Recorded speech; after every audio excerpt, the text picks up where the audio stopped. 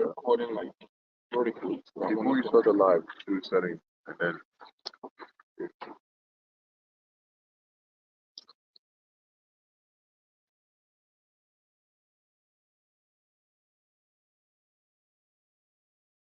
we'll go into like the first half, the second, and the 15th, then any other precepts that come along the way.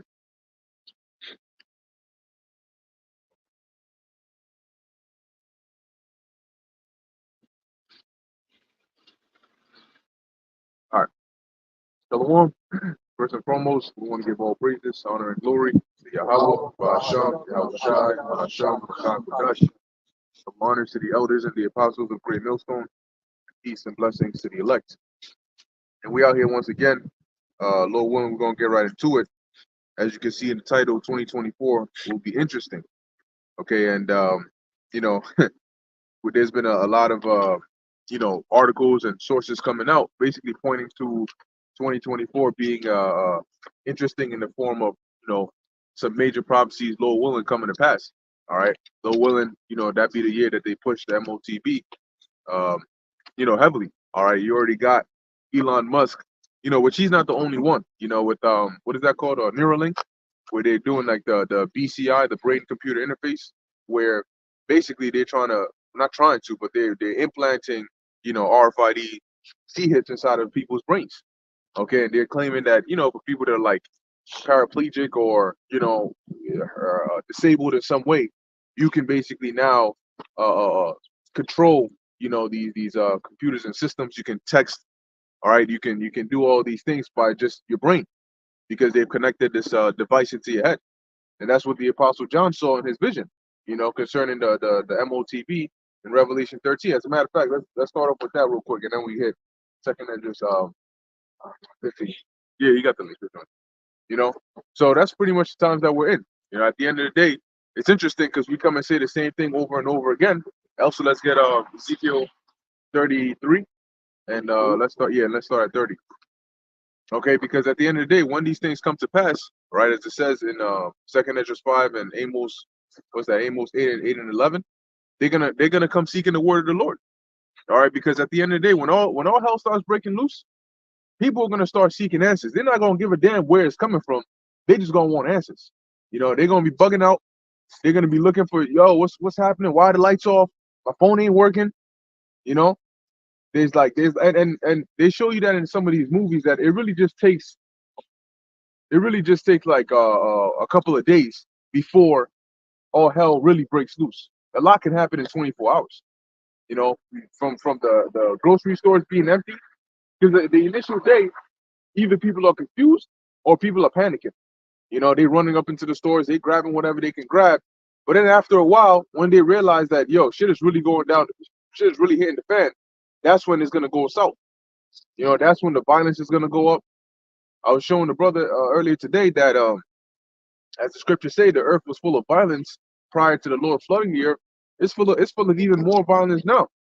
You had a brother that shot his sister while she had I think it was a 10-month-old baby in her hand over unequal birthday presents. I mean, unequal Christmas presents.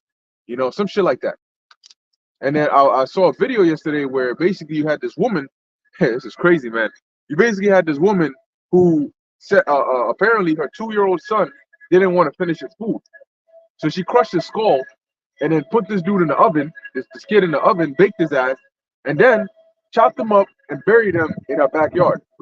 And then when the cops came, well, after that she called the cops and said that her child is missing, and some man came in and attacked her. So when the cops came in there with the hounds and they sniffed out the body, they found out it was in her backyard, and they basically told her ass, look, which is wicked as well, right? But they basically told her ass, look, we'll give you a plea deal, and you can if you plead guilty, you're gonna we'll give you just 30 years. She said, nah, I'm gonna fight it, and I'm gonna tell them that it was all unintentional. She don't go to court. She's gonna sit before the judge. She's gonna tell the judge, I crushed his skull unintentionally, and then while I was doing that, I accidentally slipped and shoved them into the oven and then turned it on while I was at it. After it was done, for however long I had him in there, I took him out, chopped him up, and I put him in the ground. But all of that was accidental. I'm not even sure how it happened. Yeah, I slipped, and he ended up over there. And then the man that attacked me, I don't know how that happened. So she obviously lost that, and they throw her ass in there for life, plus an additional like 9 years or so without parole. I mean, I don't even know why they do that, but the point is, like, if you in there for life, what's the additional 9 years gonna do? You know what I'm saying? Hey, yeah, they gonna wait for you to get reincarnated and then throw your ass in there for 9 years and then you come out. You know, but that goes to show you the mindset of society today. This is where people are at. This is what so-called mothers are doing. So you got to be careful, because here it is. Guess what? If the father's alive, imagine what he's gonna feel when he hears this. Tell him, yo, your wife, because the system is set up to benefit the woman. This system here, it doesn't matter what you say. The system is set up to benefit the woman. So in most cases, men lose custody to the woman. And when that happens, guess what? Imagine. I'm not saying that's the case, but imagine that was the case. And maybe he was paying child support, and she was watching the kid, and she done did this. That's murder. So first off, when they said that we will give you a plea deal, if you plead guilty, we're gonna give you 30 years. That's all. That's all according to the scriptures, because that's murder. And according to the scriptures, if somebody commits murder, they got to be put to death. But they don't set up those laws in this land, and that's why there's so much violence all around. Got it? The elder brother, I'm on the bar, just did a video. So, gas station. Once he supported body, and there was a body just laid out. Oh shit! And the cops were there, and they said, "Don't go over there." He was like, "Why?" He saw the body covered in the sheet. And this is just he just put that up like last night. So brothers are seeing bodies dropping left and right. So it's only gonna get worse. It's only gonna get worse. See, that's the thing. Like, you know, people are so caught up in their emotions and they're so blinded. It's interesting that even now, you know, with the world in the state that it is right now, people are still not paying attention to what's going on. These elites at the top level, trust and believe, they do not care. They don't give a damn. Their heart is colder than ice. Okay, they can commit genocide and call it a day. Go sleep good and wake up the next day and commit some more genocide. That's how you get that in Micah 2:1. Okay, so their plans to call the population, you know, they're not gonna hesitate on that. The one thing that they're mainly fixated on is their agenda that they're trying to achieve, ultimately by implanting, you know, that C-hip inside of everybody's head. They don't give a damn how many people they got to kill for that. In fact, it actually works in their favor when they reduce the population, because there's less people to resist. So when they come out and they start, you know, providing you things, this devil has an agenda to exterminate your ass. But he's gonna come and tell you, hey, we're going to give you these pharmaceutical drugs. We want to give you this, that, and the third to help preserve your life. What's this guy?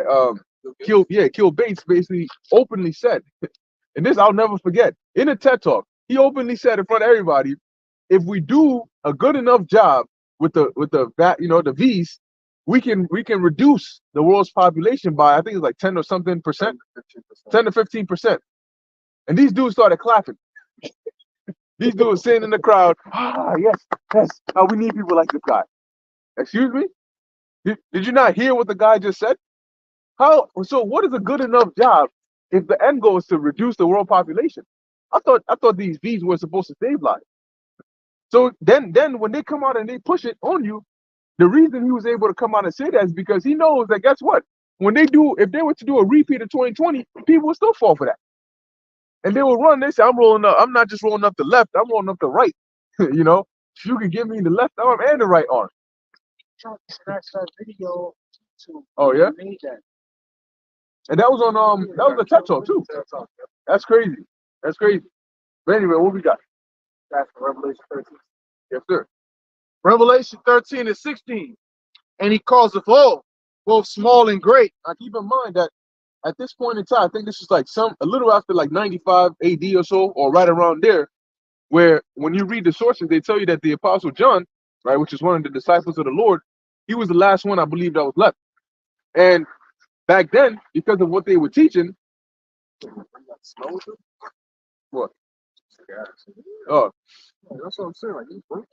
Like, because of what he was teaching, they basically took him. I forgot what. I think it was Domitian. Domitian was the Roman emperor at the time, and they basically said, "Yo, we got to get rid of this guy." They tried to put him to death by boiling him, putting him in boiling oil, but he came out just fine. According to some sources, he came out just fine. So they ended up banishing him to the island of Patmos, which was basically like a salt mine where he was on there to work, like a labor camp where you work. And while he was there is where he received these visions, i.e., that's why it's called the Book of Revelations. These were things that were revealed to him. As a matter of fact, can we actually go to Revelation 1, and I think 1 and 1, and then we'll come back to 13, where it talks about things that must surely come to pass. It goes down to 1 and 1 down to 3. Revelation 1 and 1, the revelation of Yahweh Shai HaMashiach, which the Most High gave unto him. Which that's the true name of the Son. It's not Jesus Christ. Jesus, the word Jesus is not even Greek. Okay, when you go back to the time of the birth of the Messiah, you had the Romans that were ruling. Okay, but some of the common languages that were spoken mainly among the Jews were Hebrew, Aramaic, and Greek. Which Greek was really for those that were learned. But the main common folk spoke Hebrew or Aramaic, which Aramaic is just a dialect of Hebrew. It's like a sister language. Okay, that's why when they crucified Yahushua, they had it written King of the Jews in those 3 languages: the Hebrew, Aramaic, and Greek. Okay, so how is it that when he was born, they're gonna call him Jesus? The letter J the letter J did not exist at that time. How is it possible for his name to be Jesus? Well, when you read it, it says, yeah, okay, so we're just gonna go with that. Go ahead. To shew unto his servants things which must shortly come to pass. Read that again. From the top. Yeah. The revelation of Yahweh Shai HaMashiach, which the Most High gave unto him. So the Most High, which when you read the scriptures, it tells you that he declares the end from the beginning, right? So everything that happens is already preordained. Shit. Hey, Shalom, Hello? Yah Bashmi Ashar Brakatam, Shalom. Yeah, but it's lucky. I don't know, the spirit just hit me. I was like, boom, let me see if the Yeah, brother that's the in the back. spirit. God. That's it. But yeah,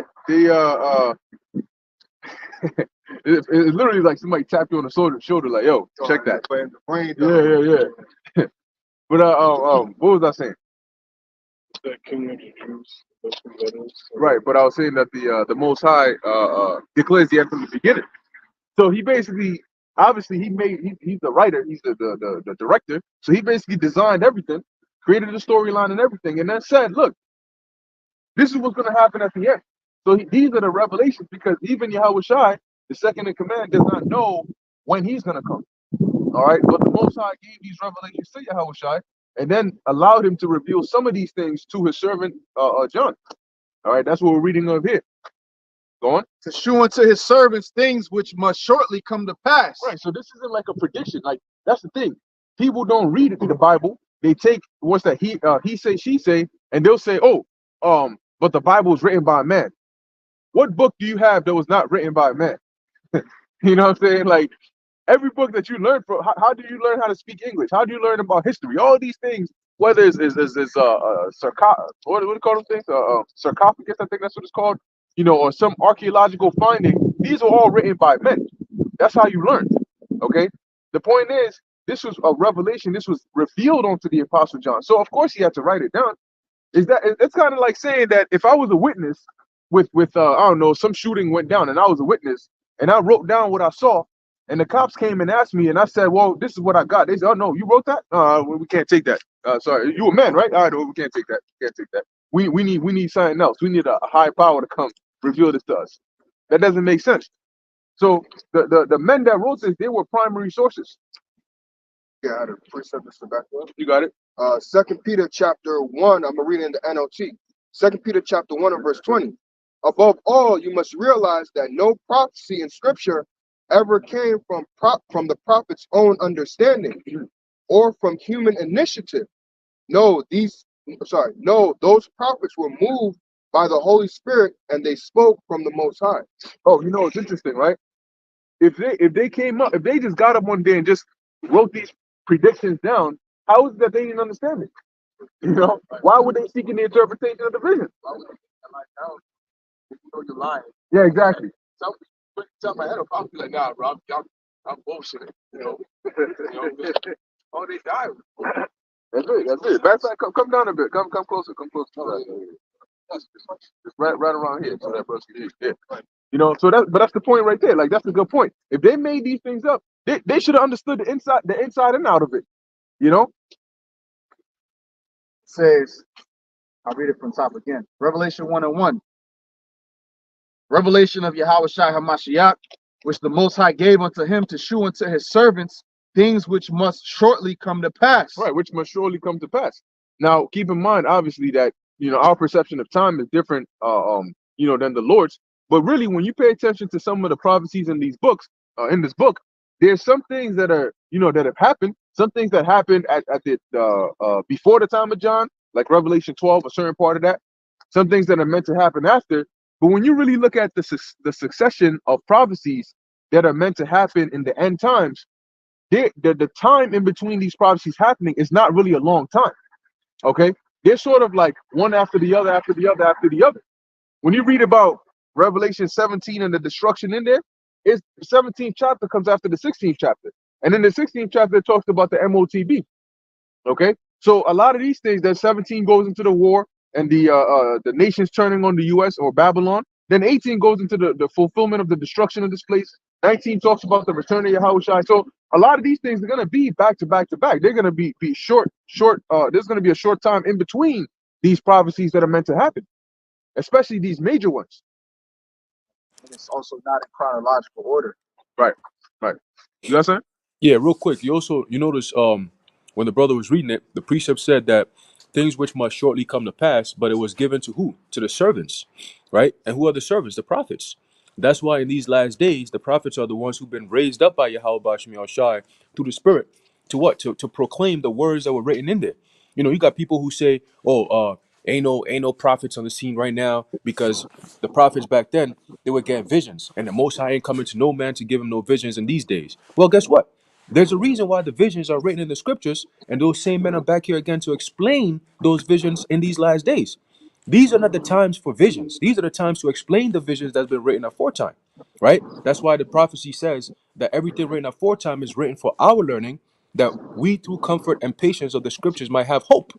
Okay, hope in what? Hope in salvation of the same words and the promises that were given to the Israelites, starting with the elect. Okay, so it's very simple to the elect, but to those who are of the non-elect and the heathen, it's super complicated because they're not meant to get it.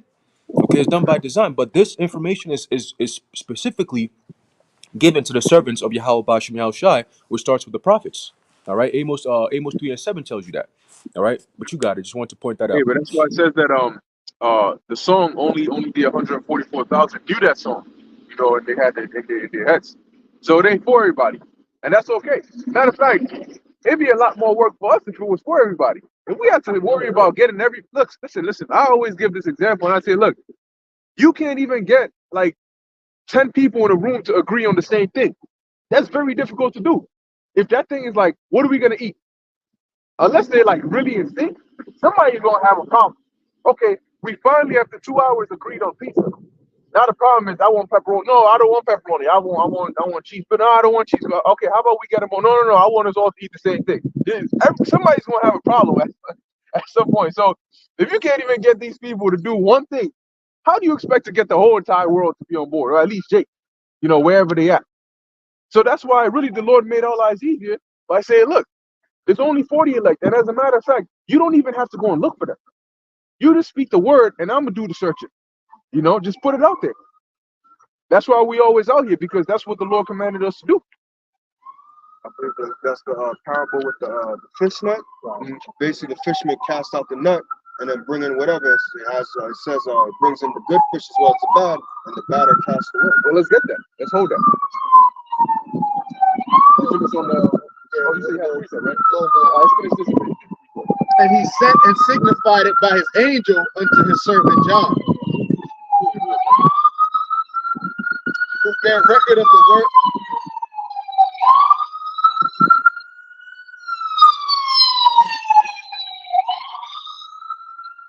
It goes to show, hey, that's why King David said that this is the valley of the shadow of death. There's always, like, I wonder if there's one day where there's no ambulance going back and forth. Here it is. This is the one of the most so-called advanced countries with the best medicine and best doctors and all that, and yet somebody's always dying or somebody's always sick. Somebody always got some problem. Done. who You got bear record of the word of the Most High and of the testimony of Yahweh Shai Hamashiach and of all things that he saw. right. So it was the testimony of Yahushua because it was given to him, and he was revealing it to his servant, the Apostle John. So it wasn't like, you know, the Apostle John just got up one day and decided to get banished and then just come up with this. There's some elaborate plan to deceive the people of the future. For what? You know, what are we gonna gain from that? Anyway, the point is, like what we just read over there. So he bear record of that. So now when we jump back to Revelation 13 and 16, that's one of the accounts that he saw. What he wrote down was what he actually saw. You know, so imagine like if you went to the movie theater, but it was like a virtual reality, you know, where like whatever movie you were watching, it feels like you're in it, because you turn around, you can hear the sounds, you can like see these things. It's almost like you're there. You know, like there's this one of the Harry Potter movies. For those that watch Harry Potter, I think it was Harry Potter and the either the Philosopher's Stone or something like that. But basically, in one of those movies, you know, they deal with magic and shit. But he goes into this the library, and there's this book. And when he opens the book, you know, the pages just start to flip, and it actually like sucks him into the book. So when he gets sucked into the book, it's almost like he's in that world, like in spirit though. So he can see everything that's going on, but obviously they can't see him. You know, so like similar to that. So he was describing what he saw, and that major prophecy that he saw in Revelation 13 and 16 was exactly as he described it. He didn't know the intricacies of it. He didn't understand what technology, you know, what transistors and, you know, microfibers and all that they use to build this device. That's why he described it as plain and simple as he could, which we're gonna read. But yeah, make your point, and then yeah, you got to preach it. Because in this book, in the scriptures I have, it gives you like an intro to like break down yeah, the book. So it says Introduction to Revelation. The word revelation means unveiling or disclosure. This is a book that reveals how the person, righteousness, and judgment of Yahweh Shai are going to be revealed in all of the fullness and power of the Most High. Yeah, so it had to be revealed. It's something that was sealed. I think he says it in the 5th chapter. Mentions how the book was sealed, and then the Lamb was able to open the seals. So if something was sealed, then that means that there was a particular vision that had to come to fruition. And in the last days, it's like a Hail Mary pass that the Lord threw us 2,000 years ago, and then we caught it now. Right. In this life. So that's a good example. Yeah. Yeah. Yeah, you could preach it. Yeah, this is Isaiah chapter 5, starting from verse 16. It says, "But the Lord Yahweh of hosts shall be exalted in judgment, and God that is holy shall be sanctified in righteousness." Now verse 18 says, "Woe unto them that draw iniquity with cords of vanity, and sin as it were a cord of rope, that say, let him," mean the Most High, they want to talk shit. So they say, "Let him make speed and hasten his work, that we may see it, and let the counsel of the Holy One of Israel draw near and come, that we may know it." So this is when they talk shit, when Isaiah was on the scene, when the prophet Jeremiah, when all these prophets were on the scene, warning Jake like about the day of the Lord, about how terrible things are coming if they don't repent, they will be talking shit like this, just like how they're doing right now. And unfortunately, there's another year has come to pass where we had hope for our deliverance to be from the beginning of this year. I mean, which is like 2023. But unfortunately, it's over. But it's all the works of the Lord. You know, it's good for us to be in that spirit of always saying the Most High is is right behind the curtains. But you have a lot of people who also want to talk shit, and they say, "Oh, you said the Most High was gonna." You said the Most High was gonna come soon. What happened to that? Oh, that's good. You know, 2 Peter 3:3. and that's the spirit of Jake always. And every brother in here has a testimony. I know this brother personally has a testimony. I have a testimony of people you brought into the truth. You start teaching them, and then after a month or so. But like my man, if you came to the truth, and the Most High said, "Let me bring the judgment in a month," how the hell you think you're going? Right. You don't have enough faith built up. You don't have your spirit rooted in the truth enough to withstand the day of the Lord. Right. People are so hasty, man, and they don't think before they speak. And that's why all the shit that they keep saying right now, they're now like what's it called? They're on the Most High's hit list. You know, you ain't in the book of life. You're in the book of death. All right. Yeah. So, and the angels gonna come for your ass. You know, the audacity, man, of these fucking jakes. It's the microwave generation. They want a microwave doctrine, right? A microwave deliverance. No, nobody wants to be patient and wait. Yeah. Yeah, I just want to add on to the brother Ayash's point. You gotta think of it like this: the end has an end point, literally like this. and we're getting closer and closer to it. So every year that passes by, you could talk to shit say, oh, well, why didn't it happen today? Or why didn't it happen last year? You were saying this and that, like you're gonna have that Christmas wealth. But there's an end date, and every year that gets passes by is getting closer and closer and closer to that date, to the point it's gonna smack you in the face. If I'm not mistaken, Second Ezra 9 is that measured out the times diligently. There is an end to everything, and every year that passes by, your ass is getting closer and closer to that, and you have done nothing for the Lord. That's why it says in Sirach, I believe the 5th chapter, make no turn to the Lord, because there's an end point to everything. Right? Just because you don't see it today, don't mean that it's not gonna happen. Your end could be next year. Matter of fact, Salaki, like with Kobe, right? I think when he died, the year before 2022 was it?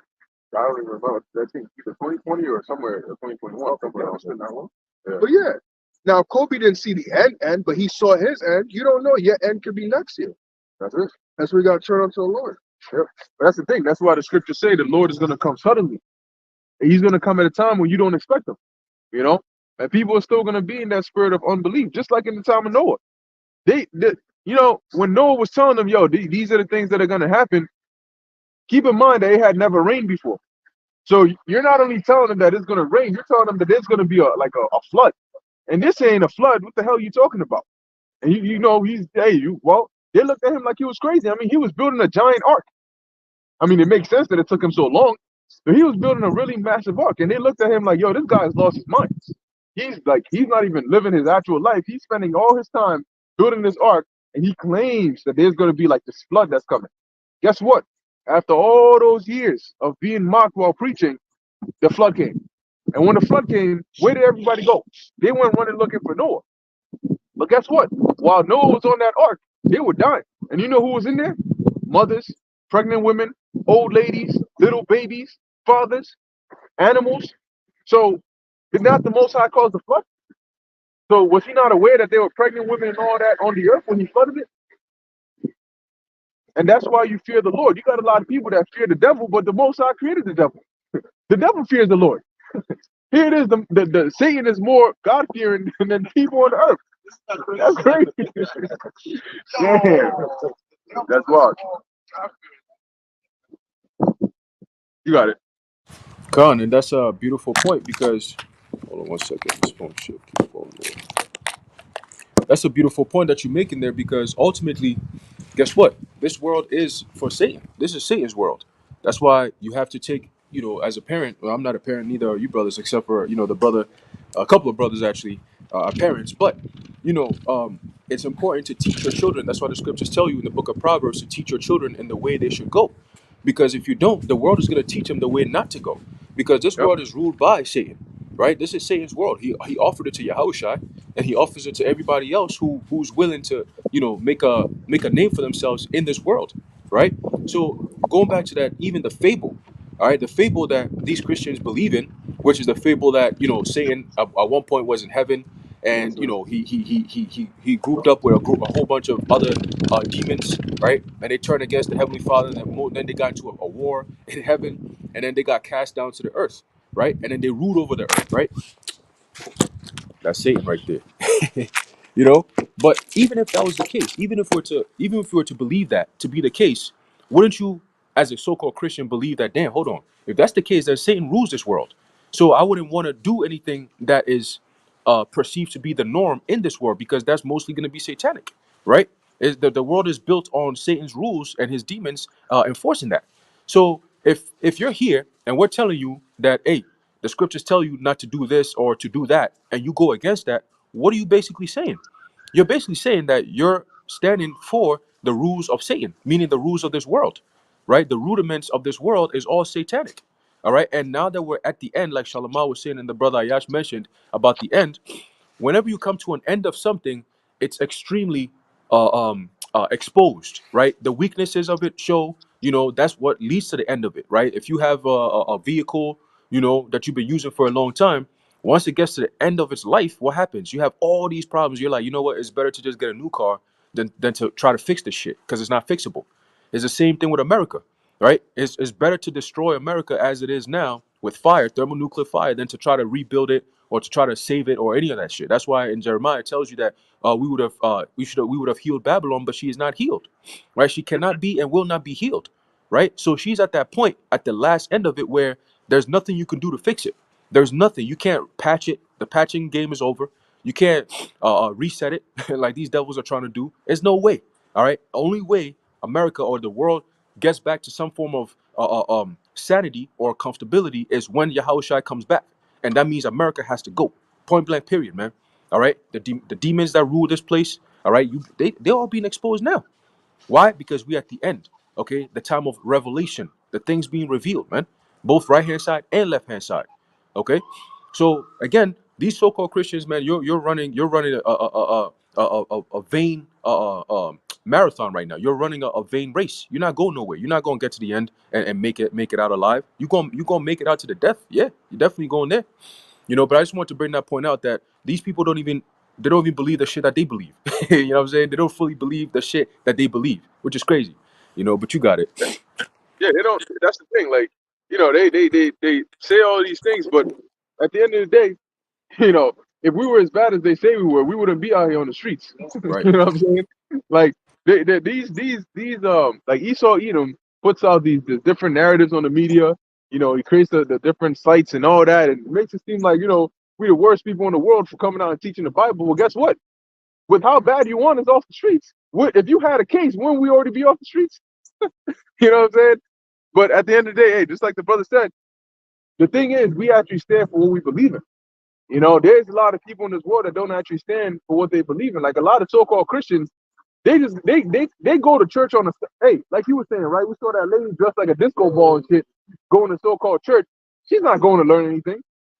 Here it is, you coming to the truth, what, 2 months, a month, 2 months, you know a lot more than somebody that's been going to church for like 16 years. You ask him, so how many sons did Abraham have? That's Noah and I think Methuselah. What hell are you talking about? You know what I'm saying? I think Adam was one of his sons. Oh, Adam was Abraham's son. Yeah. I remember that. And he killed his brother Cain. There's this one cat I grew up with. I started trying to break down the truth to him, right? Costa Rican, Northern Kingdom cat, right? And he went to church his whole life. All of a sudden, out of nowhere, he got scriptures tatted on him. All of a sudden, he looks at me and he goes, "Well, who really wrote the Bible anyway?" Yeah, it's crazy. You got like, tatted. You gonna say bro, that? like what? And he like tried to like draw it back because he realized how stupid he sounds. Yeah. But you know, the truth ain't for everybody, man. So, Balaam. Yeah. See that, son? Yeah. No, you got a point.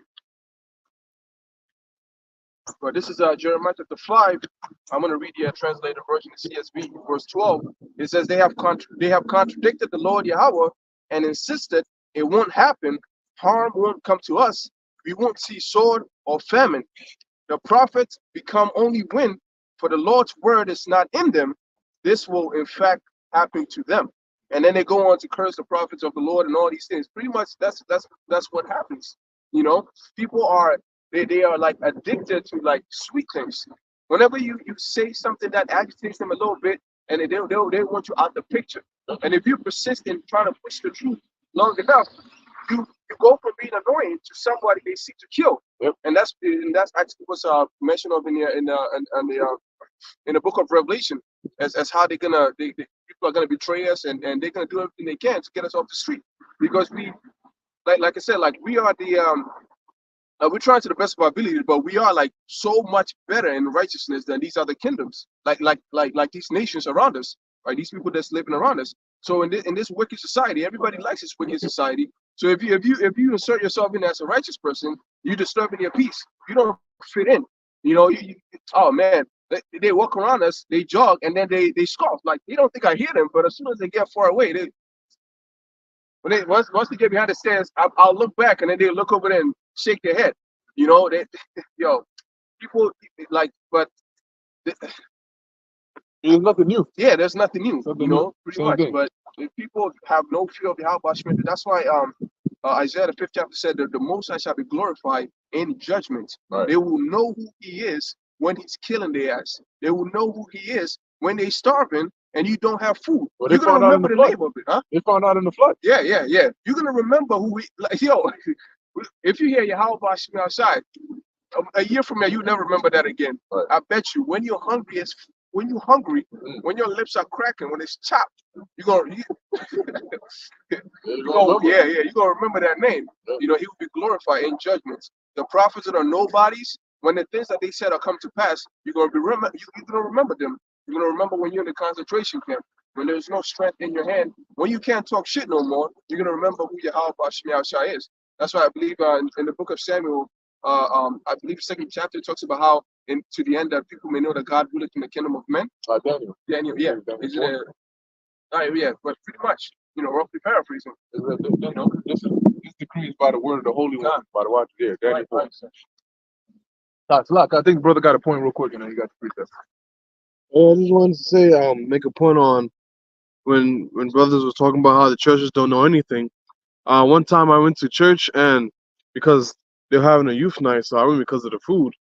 And then they were playing Bible Jeopardy. So I was like, let me take part and let's see what this is about. It was boys versus girls. And then the boys were losing. And then so I decided to speak up and answer some questions for them. And then after that, almost every question, they turned to me looking for the answer. And then we ended up winning because of that. But yeah, they really don't know anything. You know, It's not go. it's not even the church members. The brothers teaching. I've had to talk to pastors, deacons. They don't know shit. Okay, they don't know anything. They getting sweaty. Yeah, exactly. Yo, I used to work in the churches, and bro, I'm telling you, they don't know the scriptures. I don't know if there's a website that they go to, but you go to 3 different churches on a Sunday, and somehow they all talking about the same topic. I'm like, yo, is that like a fucking, I don't know, like It's a schedule? curriculum they gotta go with. Yeah, curriculum you guys got going on. Well, a lot of them are 501c3 chartered. This, yo. Yeah. And they on the same portion of the scriptures. They never venture anywhere else. Yeah. I wouldn't be surprised if Esau just pull up like, here's your script for the week. Yeah. Read this shit. Yeah. Got it, bro. Yeah, I was gonna say most of the Christian communities they demonize us who they even know what we are about. And that's a form of trying to keep the truth from coming out because they're quick to point the finger before they even understand. Because the first thing that they say is, "So what y'all believe in? What religion is y'all?" That's it right there, a target to like detract fact of the matter, what we stand for, what we actually stand for. Which made me want to bring out this precept, which is Matthew 24, verse 9. And it says, "Then shall they deliver you up to be afflicted, and shall kill you, and ye shall be hated of all nations for my name's sake." So what we stand for is Yahweh Shai. That ultimately is like a giant secret because they want to push the word Jesus to keep us in a servitude type of mentality. Coming into a rulership mentality, you can't think with the name Jesus if you want to seek salvation or the kingdom to the rulership. That's why I said they'll even try to sort you out to kill you because they'll start a riot against us in the name of in the future as the instigation increases. Right? The more that they point the finger and demonize us, the more that people get radical, like how protesters did Chicago brothers, how they was getting more physical over us being not quote unquote Jews, but Well, they black kind of Jews. provoked it. They kind of provoked it a bit there too. So, Yeah, they did. but I They get did. your point. But the level of hostility is going to increase against us. We're going to be sought out to kill about us. Hey, but like you said about the so-called, like these churches and stuff. A lot of them are really hypocrites because they try to demonize us, and they'll use the same things. First off, they never used to go into the blue letter. All right, the conventional way that you would hear about the Bible when you went into these churches was that The pastor would be on the podium, the pulpit, whatever they want to call it. They would have the book open. They would never flip any pages on there. They would have a mic, sweating bullets, and they always got the handkerchief in the top left pocket too. So they go around talking, mistranslating scriptures left and right, mangling it for like 2 hours. And every 30 minutes on the dot, they got the music that comes in. You know, he stops and then he took Abraham to the rock. Then he looks around because the rock is a cue. Then the piano guy starts. And the women come up in there. You know, then they start singing and shit. You don't learn anything in there. They never used to go into geography. When we came out here, we went into geography. If we're talking about a certain place, we're talking about Jerusalem, you got to know where it's at on the map. So you can understand how far is Greece, how far is Cyprus. When it says men came from Crete and Athens and you know, Babylon, where are these places on the map? You know, we went into the geography, we went into the actual history, we went into the actual Hebrew, we went into the actual root words to bring the understanding of the book. You know, understanding Old English, all of these things. They did not do that. Since when did they go into the interlinear concordance, into the lexicon? Oh, really, when you go into the word world, you know, it goes back to the Greek. Greek? What business you got knowing Greek? You know, but all of a sudden, everybody's super deep. And they teaching the same things we teach. And all of a sudden, now America's Babylon? Oh, now you know America's Babylon. Now we the Israelites. We God's chosen people. The same person that demonized is saying that. So they're a bunch of hypocrites. Not the dark skinned Israelites. Yeah. But they don't want to say black. Yeah, exactly. It's dark skinned Israelites. Hey, That's it. And it's interesting like you said that too, because they started going into like the languages, like the etymology and all these things, but they won't do that with the name. Right. And the name, oh, the English is fine. Just God, Jesus, Yep. you know, Christ, Chris, Yep. and then you find all these things. Chris. But it's interesting how you mentioned how they never put the Bible, because I actually have seen it. When they introduce in the pastor, it's a fire ass intro though. But when he's coming in, they'll have somebody bearing the Bible, and the dude or the chick would just open and put it on the podium. He'd never touch that. Nope. He'd never touch that Bible. He'd just be having right, It's crazy. shuffling his feet, crip walking, and all that. But pretty much they don't go through the scriptures. They'll probably have like a projection, but he was speaking for like an hour, and there's only 2 precepts. You know, you spoke for an hour, only 2 precepts, and it's about the same corny ass message that does not edify the people. Because really, there should not be a theology school in the world. Like that's why how should I make that commandment? Make discipleship of my people.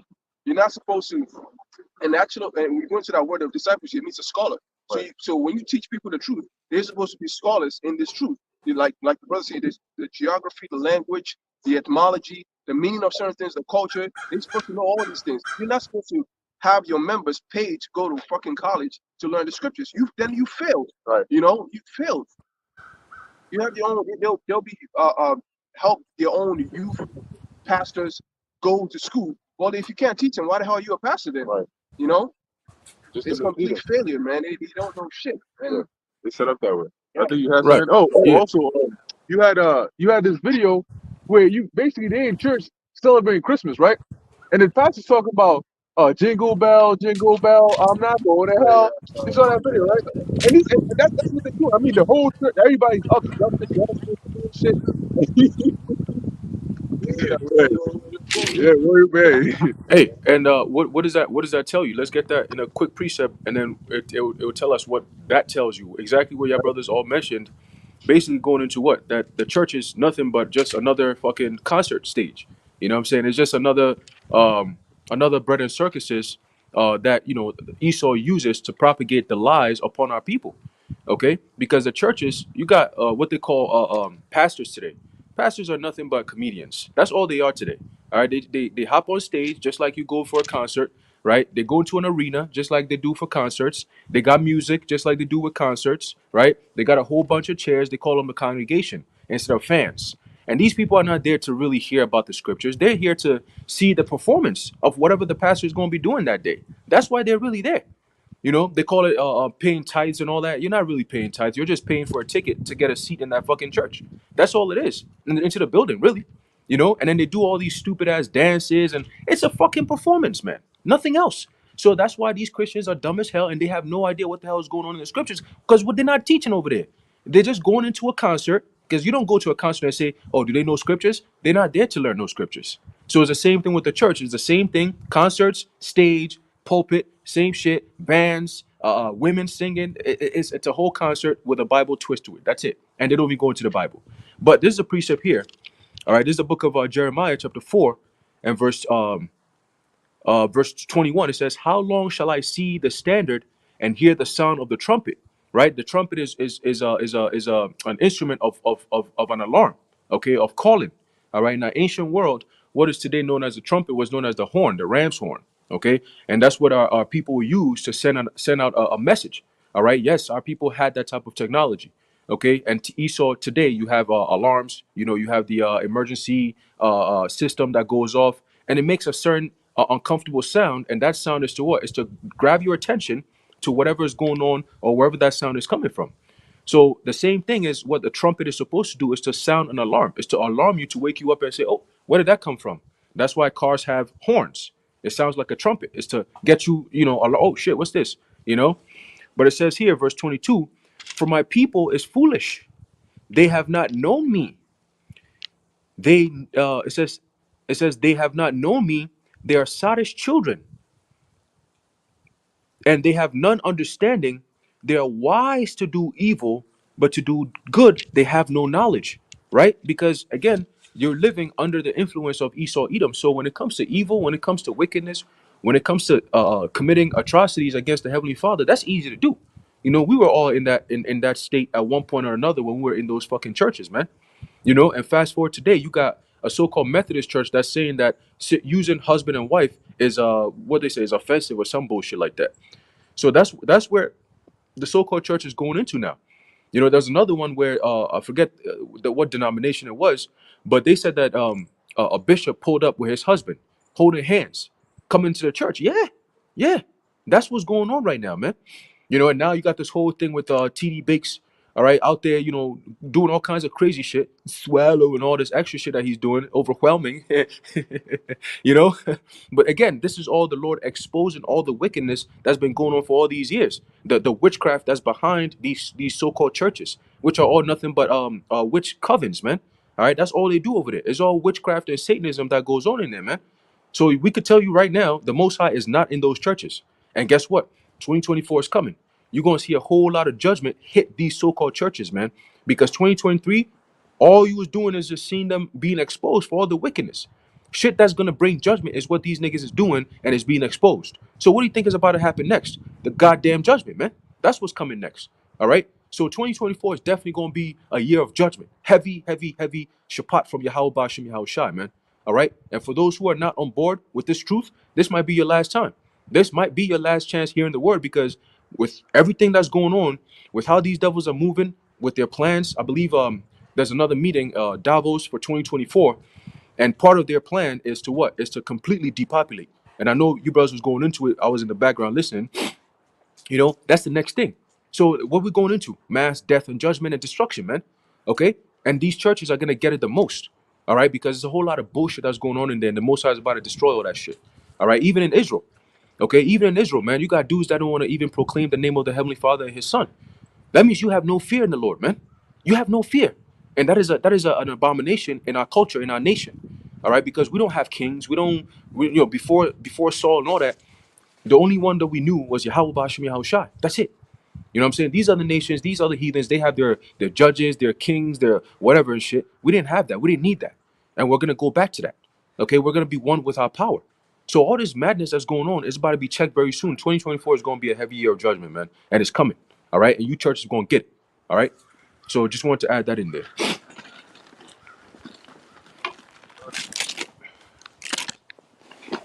Draconian laws keep going.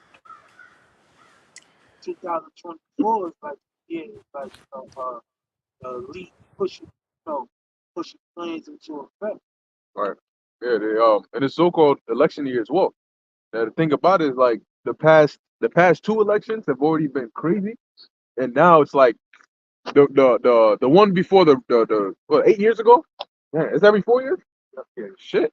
8 years ago when Trump got in there, before he got in there, it was already, chaotic. But he got up in there. And then the next one came about where Biden got up in there. So it was like a 1-1. And now they're saying, you got some states saying they're gonna take Trump's name off the ballot. Some states are saying they're not gonna do that. So this is not the United States of America, it's the divided states of America. And something has to go down next year because either there's going to be an election or there's not going to be an election. And if there is and somebody gets voted in, somebody's going to be unhappy. You know, somebody ain't going to be able to be willing to tolerate another 4 years of whoever it is that goes up in there. You got that movie Civil War that just came out. Yeah, it's crazy you mentioned that because in that movie, I think they said Colorado was going against other states. And Colorado is a state that said that they're not going to have Trump on the ballot. So how do you think Texas is going to feel? How do you think the states that are pro-Trump are going to feel? They're going to look at Colorado like you the enemy. Like, there's going to be tensions. Civil war could very well break out next year. The Lord said that, right? The Egyptian against the Egyptian. There you go. The kingdom is divided, and it shall not stand.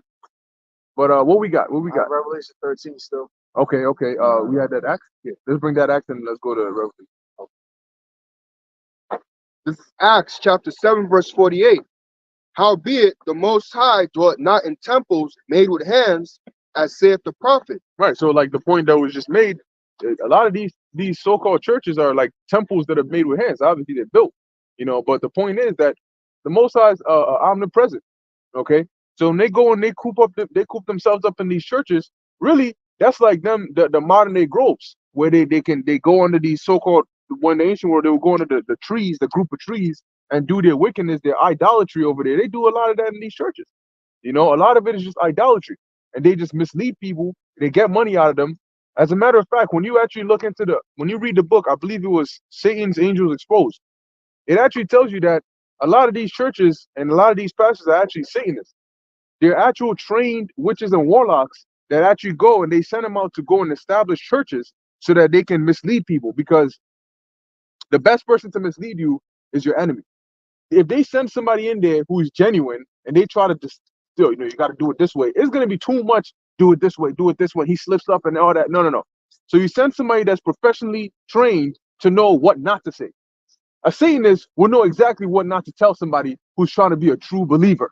You know, they will know exactly how to mislead them. So a lot of these churches out here that are set up are actually actual devil worshiping Satanists that pose as pastors to mislead the people. You know, and that's why it's called Satan's Angels Exposed. His messengers are exposed. And now we're in that age where a lot of these things that were in secret are now coming out in the open. So now here it is. You got they're saying that this list is supposed to come out next year. What's the Epstein list and all of that. And I mean, it must be something very interesting if they apparently sought the help of the Israeli government to prevent the list from being exposed. Because they know that at this point, that's why it tells you in 2nd Esdras 15 that they shall not regard their kings nor their princes. Because they're going to find out that a lot of them are just, you know, a bunch of weirdos doing a lot of weird, freaky shit. And these are the people making laws that you got to follow. All right, let's go to what we got in Revelation. Revelation 13 and 16. And he causeth all, both small and great, rich and poor, free and bond, to receive a mark in their right hand or in their forehead. So now going back to the vision that the Apostle John saw, when it says he causeth all, that he is not just one person. It's collectively representing Esau, Edom, but really the heads, the elites of them. So they come out and they tell you, once again, Elon Musk is the richest man. Elon Musk is not the richest man in the world. Jeff Bezos is not the richest man in the world. These people are like welfare cases compared to the higher elites. Okay, they have people that are above them. They take orders. Okay, they're like the look, the true so-called rulers of this world are unseen, and they like to keep it that way so they can deceive you. So they send out frontmen, people that you see their faces, like Bill Gates and Jeff Bezos and all of them. Those are the faces that you see. And oh, this guy's net worth is X, Y, and Z. And so, listen, we're talking about trillions and trillions and even more, you know, amount of money that these people that these people own. Okay, they're the ones behind the scenes. So they're the ones who set the agenda. Do we still have Micah? Does anybody have Micah too? Oh yeah, I got it. No, let's get that real quick and then we'll continue. Because they basically have these meetings, like the brother mentioned, the Davos and the World Economic Forum meetings, the Club of Rome. You know, they have these meetings and they come together and they say they established a world government and ain't nobody elected any of them. Who the hell made you in charge to establish a world government and come tell everybody else what to do? They just got together one day and said, all right, we are the world government now. This is the direction we're going to push things in. How is it that the central bank, the BIS, all of these, the Federal Reserve, All of these are privately owned corporations. Okay, they're privately owned entities, and yet they're running the world. And everybody's just, yeah, all right, we're cool with it, you know. And now they're giving what they call them, these NGOs, these non-governmental organizations. That means that these are literally like, let's put it in layman's terms. Imagine there was a rich man who just got up one day and just said, I'm establishing this group, that group, this group, and I'm going to go around and I'm going to start facilitating the lives of everybody in the world. I'm not a government agent. I'm not a government agency. They go because they said that the government was made to serve the people and yada yada. These are non-governmental organizations or agencies that are controlling your governments, that in turn are controlling you. So when we tell you that, look, this is what they're getting ready to do, oh no, the government wouldn't do that. The government is bowing down to them because that's what they did. That's why they were smart up here, and the first thing they did was infiltrate the governments. You know, because any potential opposition, they made sure to get up in there and stop it before it became a problem. The only problem now is us. See, the thing about us is we're not gonna come out here with weapons or anything like that.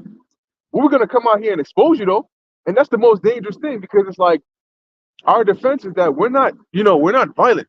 These devils like to frame and they'll come in here and they'll say, oh, they did this and they did that, and once we got a case on them, we can do this. But what they want to do is they want to stop our mouths. They want to stop the things that we're saying because people are actually questioning things and saying, wait a minute. You said they're trying to do, let me go and look this up and see what it is. And the problem is their power works in deception. When you're not fully aware of what's going on, it's easy for them to manipulate and tell you, oh, it's actually this, oh, it's actually that, especially when they know you're not going to look into it. Now imagine they do that and then we come out and say, oh, you know, when they said X, Y, and Z, this is really what they meant. It's like when you go to the store, you buy a product and it says natural and artificial flavors, or it says some name that you always see. You don't even know how to pronounce it, so you don't even care about it. And one day you hear a video of somebody tell you, hey, did you know that when it says glycerine or yada yada, it actually means this, which is actually made by this and it's actually poisonous to you? Then whenever you go, you pick it up, you see that name, you're going to think twice. You might want to put it back down. So they start to lose money. So what are they going to say? Should we come after the person who's buying it? Should we come after the manufacturers? No. Let's come after the person who made that video. Because they just cost us millions of dollars. All they did was say a few words, and all of a sudden, all these people stopped buying our products. We got to go and get this guy. That's what they did to this guy, Dr. Sabi, right? Yeah. So that's their MO. That's what they do. That's why us coming out and speaking alone is so dangerous. But the dilemma they have is, how do we downplay it, but at the same time get them off the streets? The second we go to put our hands on them, we can't downplay it anymore. And people are going to ask, what's so important about what they're saying that you had to go and try to put your hands on? If they're just a bunch of people who are just saying irrelevant things, just reading out the book, doing whatever they want to do, why are you so concerned about them to the point where you had to go and do X, Y, and Z? There must be some importance over here that you're trying to hide. Right. That's actually when you read the scriptures, like in the book of Acts, they were careful to touch the apostles because they didn't want to start riots and things like that. Because some of the people believed them to actually be the men of the Lord, so they were careful. So that's the same thing that we're, like you mentioned, that we're seeing in modern times. You don't want to do that, like you were saying, because then it'll raise up eyebrows. Like, hold up, if they're just saying a whole bunch of nonsense, why lock them up? So that'll raise up curiosity. Like, so what they're saying must have some truth to it then, because you don't just lock up nobody for nothing. If they're just saying a whole bunch of bullshit, like we say, oh, nukes is coming, chariots, all this type of stuff. Like, this is bullshit that they're saying. Why are you locking them up for that? Right? It's nothing. There are a bunch of crazy guys out there. So why are you locking up a bunch of crazy guys? Now that's gonna raise up curiosity. That's when the video users gonna go, well, there must be something, because you don't lock up nobody for nothing. And You know, no, go ahead. that's what it talks about in the book of Second Ezra, and Second Ezra was the first Ezra, about how truth is. First Ezra, Second Ezra. Second Ezra, I think it's six. six, yeah. Right, it talks about how truth is the strongest, and no man is able Oh, to. yeah, first Ezra, first Ezra. Yeah, first Ezra. And pretty much the scripture talks about how he's gonna come down with he's gonna be frustrated, and he's gonna come down with great wrath, because this battle is unlike any other he's ever fought before. He lost his battle when Yahweh Shah was on the scene, when the apostles were on the scene. They tried to put a cap on the ministry, right? He did everything he can within his power, and the truth still spread, and we still have the truth till today, and the scriptures are still preserved, even though he did everything to the best of our ability to hide it, to destroy it, to do all these things. He doesn't know how to fight this battle. See, it's easy for him to what? To give an order for his men to fucking bomb the Middle East, Iraq, and all these things. It's easy for him to do that. You know, to send militias to aid in you know, like dictators that are actually giving the nation. It's easy for them to do all these things because it's physical. But when it's the spirit of Yahweh Hashem Shai, they are powerless, and they hate that feeling because this devil is so fucking proud that he thinks he's capable of doing everything, but except when it comes to the men of the Lord and the spiritual things, he's not as strong. So he's gonna come down doing the same corny shit that he does, and then when he done, what the scripture says, then shall he lift up a standard against them. You know, then you're gonna truly know what it's. You think you like being exposed? Hold on. You think you hate being exposed? Wait till your ass on the run. Wait till somebody's chasing after you, and that's how you're really gonna know. You know, you're actually gonna prefer that we were actually speaking the truth and you never touched this. Once you get to that mode, oh man, I'm telling you, man, the Most High right now he's just raising an army. He's just preparing an army and putting it in place. And you thinking it's all jokes and fun, and you're not taking the Most High seriously, so you're gonna instigate a battle. The warriors that Yahweh Shemashah has prepared for your ass, they ain't no pushovers, man. They're not some dudes in a cave yelling Allahu Akbar, bro. It's not who you're dealing with. You're dealing with the men of valor, man. The 144,000, the servants of Yahweh Hashem Yahweh Shai. That's who you're dealing with. And when they have their power, also too, they know exactly who you are. See, these sand rats over there, these Ishmaelites, they don't like really know like the Rothschilds and all these things, or even like your scholars. But we know who you are. We know what the root of wickedness is. Well, a lot of them are set up too. Yeah, Yeah, a lot of them set up. we know the root of we know where the root of wickedness is. So we're coming after you, and we also know that Spiritually. yeah, spiritually.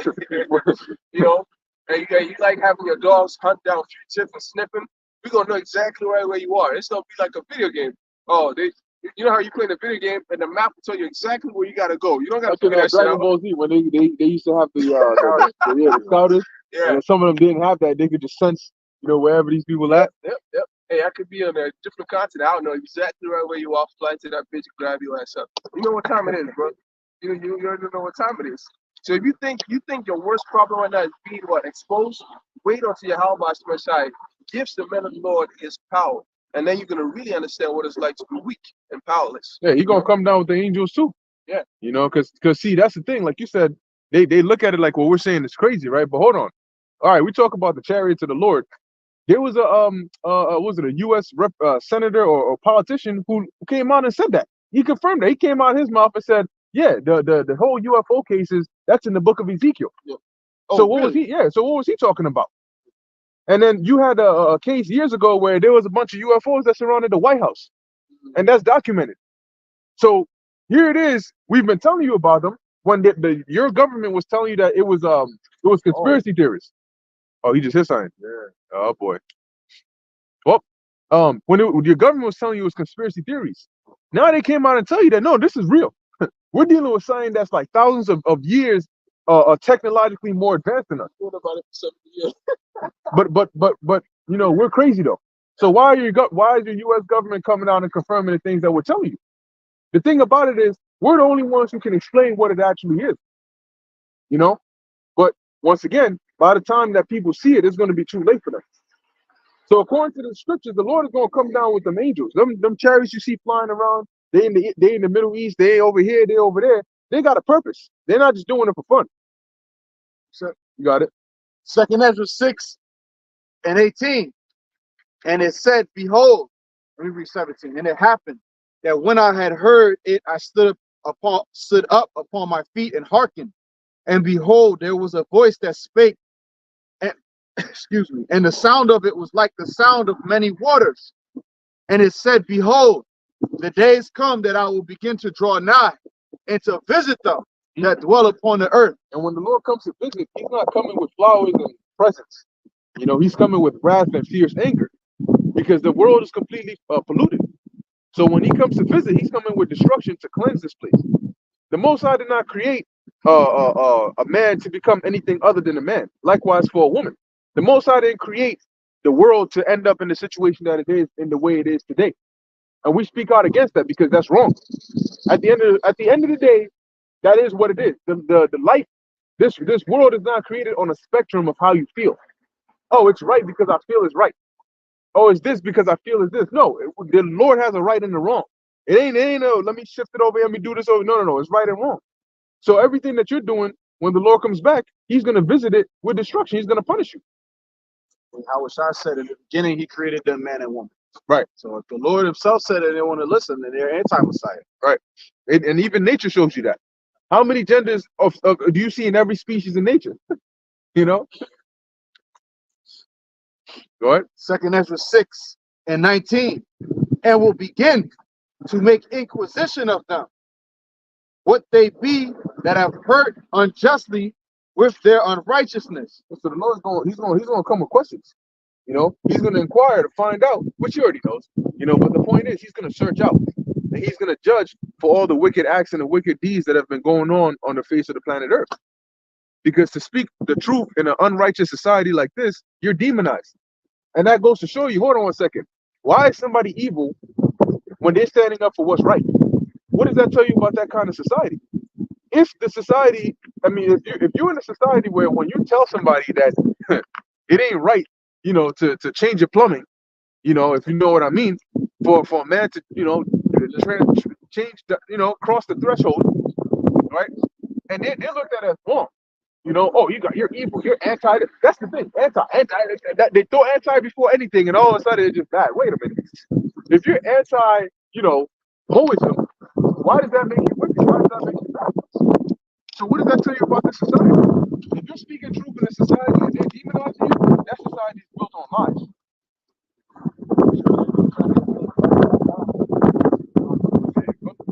There you go. But guess what? There's one righteous judge that's up there. And the Most High is going, look, time will tell at the end of the day. It doesn't matter what you say, time will tell. Time is the ultimate truth teller. If I say that, I don't know, there's a red car going to pass you at 2 p.m. and you say, no, the car that's going to pass you at 2 p.m. is yellow and it's going to, time will tell. You may say, I don't believe you. I may say, I don't believe you. But when it's 2 o'clock, time is going to tell the truth as to who was right, So, I mean, how much you willing to wager on that? Also, to land back on brother Yash's point that, hey, the Inquisition, the Lord's Spirit is on us now to begin it. And that's how the elites are being sought out. Normally, nobody was asking about BlackRock, different transnational corporations. Now, all the things are being brought to the light. And then when they can turn around to us, we'd be like, we've been saying this. The prophets, to the Spirit of the Lord will we those men. It's been exposed. So we have all the answers. Who are they? They're the elite. They're the elites of the nation. And they rule the world. Oh, well, where's that? We go to the scripture straight, show them. That's the danger of what we're doing. And then what they already know, once they try to put a hand on us, that's their end. So why haven't they stopped us? Because ultimately the Lord has a hedge around us. And they're scared to touch us because they know once they touch us, that's it. Yeah, and I was saying, like, because to a certain extent, they actually know how to fight whistleblowers, but the people they get are those that don't speak in the spirit of the Yahweh, but then nevertheless, their work still lives on, and sometimes we use it to further the ministry, but one of the main problem, their kryptonite is actually the ministry of the Yahweh. That's what it is. And so when I say that they don't really know how to fight people who expose them, that's what I mean. I mean the ministry. It's always been Esau Edom's kryptonite all the time, right? Yep. You going? Back in 2 Ezra 6 and 19, and will begin to make inquisition of them, what they be that have hurt unjustly with their unrighteousness. And that's what they're doing. They hurt unjustly. When they brought us here in slavery, what do we do to them? Okay, let's look at what happened on a large scale. You went to a certain part of the world, you took a certain particular people. It wasn't Chinese people, it wasn't East Indians, it wasn't Japanese people, it wasn't Koreans, it wasn't Russians. It was us, right? It was us, the so-called blacks, Latinos, and Native Americans. If you look at what they did to the Native Americans, what they did to the Latinos, what they did to us, it's all very similar, And it wasn't a one-day event, it wasn't a one-month event, it wasn't a 2-year event. This went on for hundreds of years. So why, number one, why did they target nobody else but us? Anyway, they did all of these things and hurt unjustly. Okay? When you read the atrocities they committed against our people, where we were helpless, we couldn't do anything about it. I think there was situations where they would tie one half of a man to a horse on one side and another half on the other side, and then whip the horse so they run in opposite directions and rip this man in half. You know, That's the Levite. the Levite. Yeah. Oh, well, Sometimes a horse, oh shit. every So limb look at that. tied to a horse. They would rip them in all different parts. Look at that. They did it to women as well. They would rape your woman in the shack in front of you. You know, they would cut open pregnant women's stomachs. So when the baby falls out, you know, they'll stomp on the baby so that they can save bullets. And then they would use the baby as alligator bait. Tie a rope around their torso, throw them into the water, and when the alligators come out, then they get the alligator and they use it to do whatever it is they want to do. I mean, these were the things that they were doing. Now keep in mind, they're doing this to people. What was that? Buck breaking. Oh, buck breaking, you know, raping men. These were the things they were doing. Now keep in mind, when they did this to the natives that were over here, it wasn't like the natives said, the second you got here, we're going to war with you. And these were people that showed them hospitality, that taught them different things, that offered their land, offered gold, offered all of these things to them. They helped them Max Cortez and Oh yeah, Columbus, because they didn't know the wilderness, so they showed them the ropes and all these things. and in Cortez return, this actually is what said, happened. yo, he in his journal, he actually said that it is his birthright to take over the America. So he got to be a conqueror in some way or some form in that region. So You know what they said as the justification was that the people they found here in the Americas when they came here were heathens. And because they were heathens and unbelievers, they were basically like, you know, it was okay for them to treat them that way because they weren't considered like on the same level. So it wouldn't be an atrocity. And that's the mindset that they went in to do all these things. You sold us on auction blocks like we were property. You know? So do we not have a right to be upset? You hid the truth from us, put us in oppression, did all these things, but now we understand why it all happened. Because it was prophesied in the Bible that because of our disobedience, we would go into these conditions. That's all in the book of Deuteronomy. You know? So manifest destiny. So these are the atrocities they committed. So when the Most High comes down to visit this place, is he not gonna punish them for the things that they did? Oh, yeah. Is that not unrighteous? What did we do? You came to somebody that showed you love and you showed them nothing but hate and wickedness, and you still do it till today. Levi is a very popular brand that's continuing to make money off of our people today. And then they make mockery by giving you Columbus Day. You're celebrating Columbus Day. What did Columbus do? The whole world knows what Columbus did, and yet there's a day to commemorate this guy. And this is a righteous society? and then like right when they've been honoring this man all this time, and then now they know they can't upset that, they throw a change to indigenous. Get the hell out of here, man. Nobody want that shit. Oh, well, it says they're going to seek to please the poor. Yeah. Then they got Black Friday, Yeah. which goes into them selling slaves on auction blocks.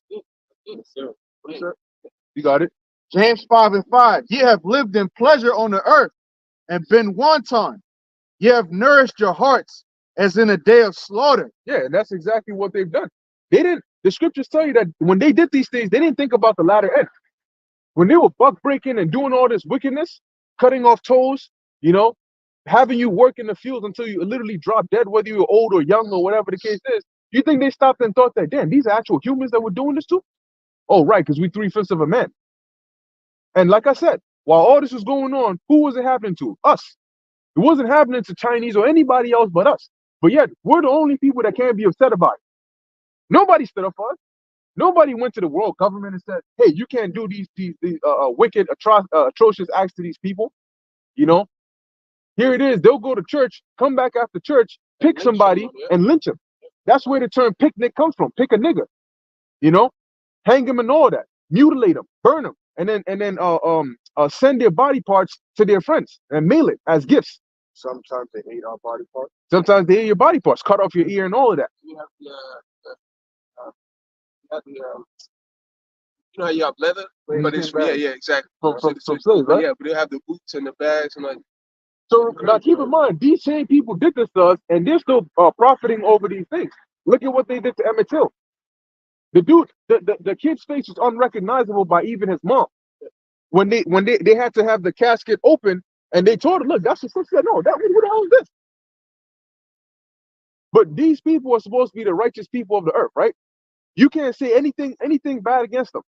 I believe when she lied on him, on her deathbed. She said she wanted to get right with God. Yeah. So she want to go to heaven. Yeah, she Fuck outta came here, out man. later and said that no, he didn't actually do it. So how many times have you heard that? Even to this day, with women do that. They falsely accuse men. Yeah. So she hid all this truth because she's not interested in right judgment. Because if she was really sorrowful, she would stand up and receive that judgment.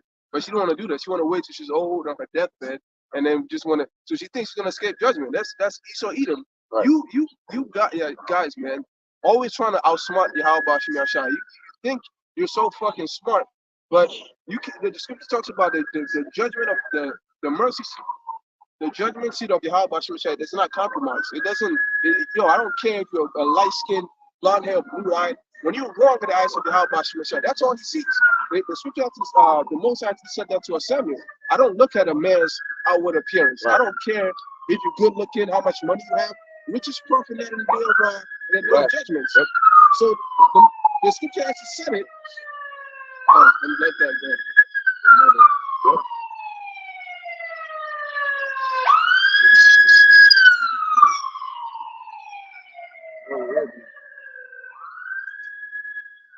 The scripture also talks about how everything that we do, even if it's for the good of the Most High, it's not even for the good of the Most High because everything's made possible by His hand. Right. If we build a house unto the Lord, it's the elements that He created, the stone and all these things that we made, the gold. He made all these things. So there's really nothing that you can wager your life to Yahweh Shem Shai for. But you Esau Edom, you're so caught up in your privileges that you think that the Most High is human to where He can look upon you favorably and all. Westernization did not happen in the fucking fourth dimension, dumbass. What the hell are you talking about? You think the Most High reverences a white man like the way men did on earth? So he set him up. He created him to be the wicked. Yeah, man. You're nobody up there, man. When you get over there, you get treated like worse than a nigga. You get treated worse than a minority. Okay, you're a sub-minority. Beasts have more points than your ass, and you're gonna know. I believe there was also a video where this kid had a dream where he said he had a dream of heaven. When he get there, all the white people were sitting in the back, and they gave him the Rosa Parks treatment. Your ass to the back of the bus. You have no idea what's happening to you, man. And you Edomites are gonna receive exactly what you deserve. The scripture talks about the Most High repaying the judgments 1,000-fold upon our enemies. So you're really gonna get it. Everything that Esau is guilty of, he accused us of. Because he said, we're the savage and beast. But look how he's the real savage. Yeah. He comes from the caves, literally. This man commits genocide and does all this stuff. And then he says that you're the terrorists. You're the extremists. But he's the one that's committing all this. So then he just tried to point the finger. That's why he's known as the accuser of the brethren. Right. So this is to go on to how the Most High really needs nothing. Here's Isaiah chapter 66, starting from verse 1. It says, "Thus saith the Lord Yahweh, the heaven is my throne, and the earth is my footstool. Where is the house that ye build unto me, and where is the place of my rest? For all those things has my hand made, and all those things have been, saith the Lord Yahweh." That's it. Oh yeah, I just wanted to add on to the point Brother Ayash made a little earlier about how Esau Edom cannot escape the judgment.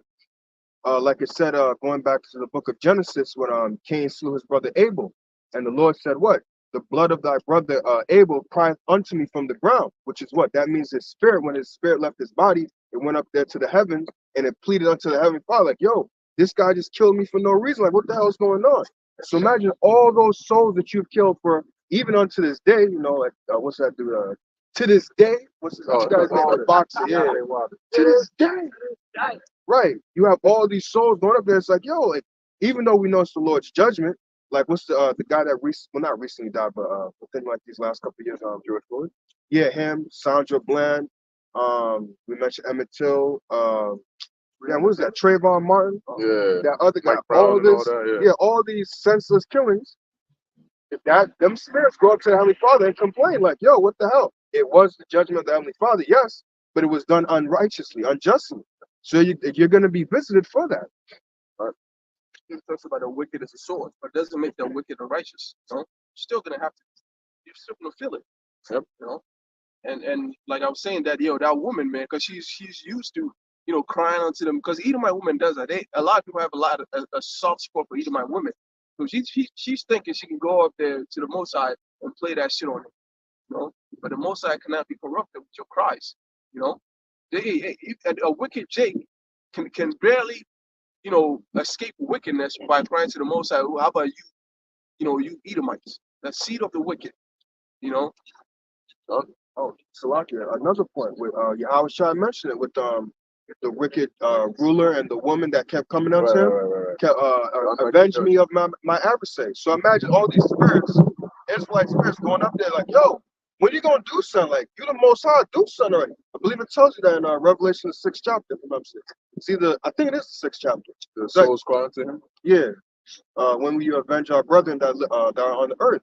So it's like over and over, the Most High has to hear all these cries like, yo, do something already. Like, when you gonna change the earth and things like that? Eventually, he will do something. Eventually, you get tired of hearing your woman nag you over and over. So it's like, all right, I'm gonna do something. I mean, he has it all planned out to how he is, but it's like he will do something. He's not just gonna watch this bullshit just go on here. Like, imagine you're the creator of the universe, and you have this piece of shit, pardon my language, destroying your land, destroying your people, destroying everything that you created. Think about it. The Most High took his time to develop all these things, to think about how he wanted us to be, how he wanted the earth to be created. And you mean to tell me he's just gonna watch this piece of shit just run his invention into the ground, into nothing? Pardon my response, no. You got the Pacific garbage patch, 3 times the size of Texas, plastic that's in the ocean. It's just an island of plastic, and it's caught up by different currents, so it can't go anywhere. And it's just getting bigger and bigger. Certain species of turtles, 3/4 of their diet is plastics because of the so-called whiteness. So there has to be a recompense for that. To destroy the earth, that's the scripture. James 5 and 6, ye have condemned and killed the just, and he doth not resist you. That's explains itself. Yeah, even David said it, I believe, in Psalms 18 chapter. He says, my enemies are too strong for me. When he was speaking prophetically, and all the things of people, there's no mind in our hand. When Jake, like let's say a Jake woman finds out her son got shot by a cop, all she can do is just cry on television, just go to the Edomite ask for justice, but they're not gonna do shit. And there's some cases where the woman will actually be like, oh, I forgive him. She didn't forgive your ass. It's just nothing she can do. She better say that shit to herself, or she's gonna cry herself to death. There's no mind in our hands. That's in Deuteronomy. And also the scriptures tell you that we are those whose possessors slay them and hold themselves not guilty. Because the Lord gave us into their hands. All right. And ultimately it's due to our disobedience, but at the end of the day, it doesn't justify their wickedness and their atrocious, injustices that they're going about doing. But guess what?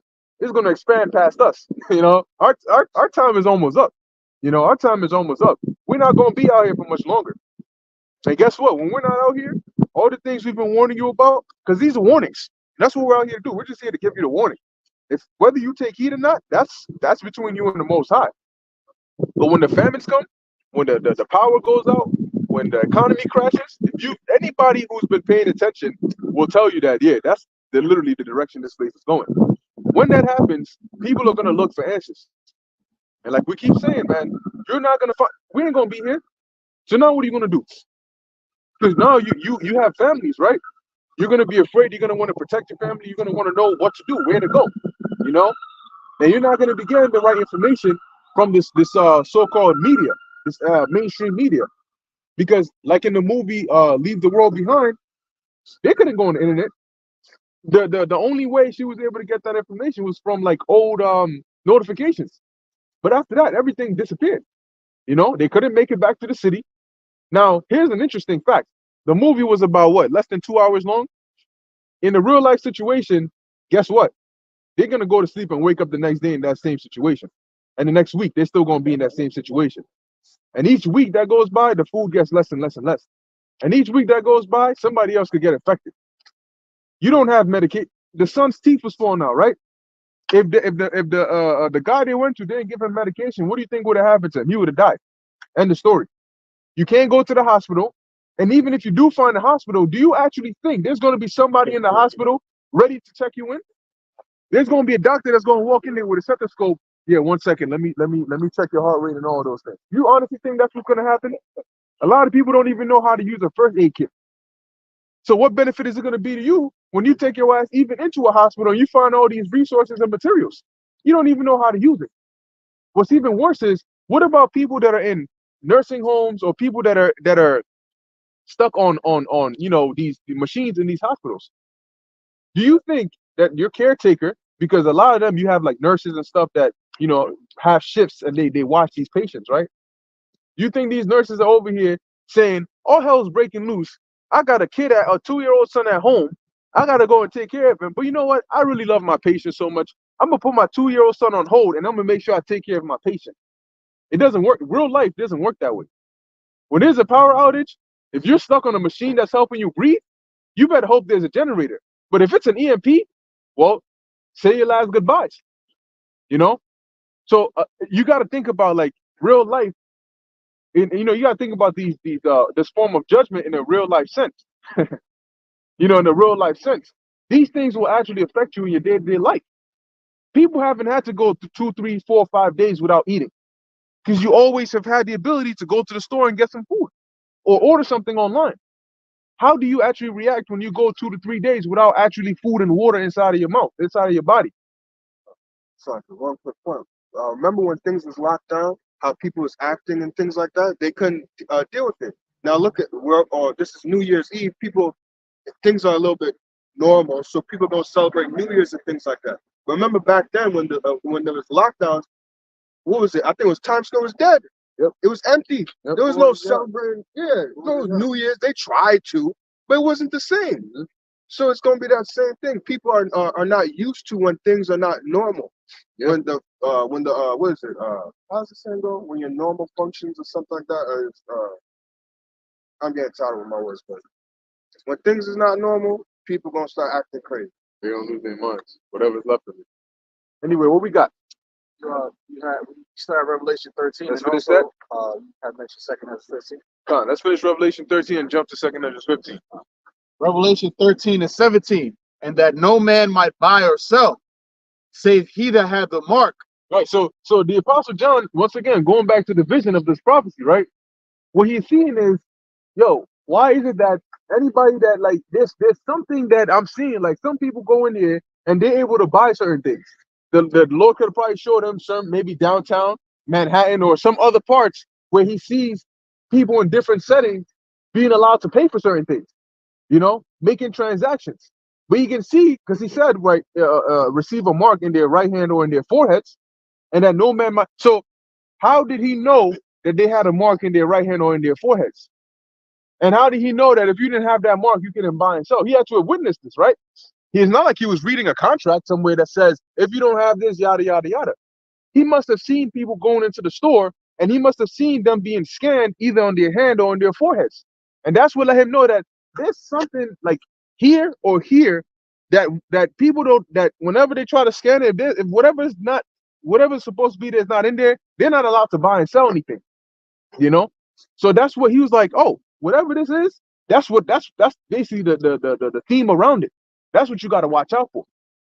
Okay, he was not going to tell you it was the RFID C-HIP, and what it is it uses this tensor, and then whenever they bring the scan, first off, that technology was nowhere near existence at his time. He was seeing something that he could only describe with the words or the vocabulary that he had at the time. That's why when he talks about World War III, he doesn't actually say World War III. He doesn't say nuclear missiles. He doesn't say America, because he's seeing the future. America didn't exist at his time. It existed in the vision, though. So what could he say? Oh, I saw, some of the prophets will say like a fiery flying serpent, or they'll describe this arrow, because that to them, what was the closest thing to a missile? An arrow. Because you have a missile that comes out of a silo, which is angled at a certain, trajectory, and then it is shot out of the silo, and then it goes and it hits its target. To them, the closest thing to that is somebody drawing a bow, arrow in a bow and letting it go. But this arrow is like fiery, and it's causing destruction. Yeah, exactly. It's like if we got a vision of the future, and there was these like sophisticated means of transportation, we would describe it to somebody over here using our terms. you may say something like, it looked like a car, but it wasn't really like a. The second you say it looked like a car, you're describing it with something that you have knowledge of. You're not going to explain what it actually is because you don't know what it is. But you know that if I tell you it look like a car, you know what a car is. So you can piece it together that it probably had wheels and something like that. You know, but it was flying. Okay, so I can imagine a flying car. You know, so that's basically the same thing over here. But the Lord has given us the understanding to be able to break it down and tie it in, because we're now living in this time. So when we see Elon Musk developing a brain, an implant for your brain, we can they're not gonna cut open your brain in the store and say, let me pull this out and see if you got money on here. No, they're gonna scan somewhere that makes the most sense, which is likely your forehead, okay, to make that transaction if they have to do it there. Because let me give you an example, right? What about somebody who doesn't have arms and doesn't have legs? They could put the thing inside of their brain, you know, and then they could maybe control a wheelchair using their brain. And guess what? When they go to pay, they're gonna scan that joint right then and there and say, okay, you good, you can make this transaction. But when you finish that, jump to Revelation 14 and 9. Because the importance is you got to know what's the mark of the beast. But not only that, but okay, now that I know what it is, so what? What is that going to do for me? You got to know what it is, and you got to know not to take it. But then you got to understand, why should I not take it? You know, what happens if I do take it? That's You got why that? Revelation 16 explains that. Yeah, cool. Yep. Said that too. Something that's mentioned that many times in the scripture, so it's super important to know what it is. And that's why it's important that we come against camps that's not teaching the right way. People think that we're making a big deal out of something small, but it's really not small. Even though it's the size of a grain of rice, it's a big deal for you to know what it is. Right. For you to know the other side of what's going to happen to you if you take it. Because other camps want to create like a type of way for you to feel at ease that, all right, well, if you really do it, you know, you just had to eat, so it's all good. No, but reading on Revelation 13 and 18. Here is You know what's interesting, right?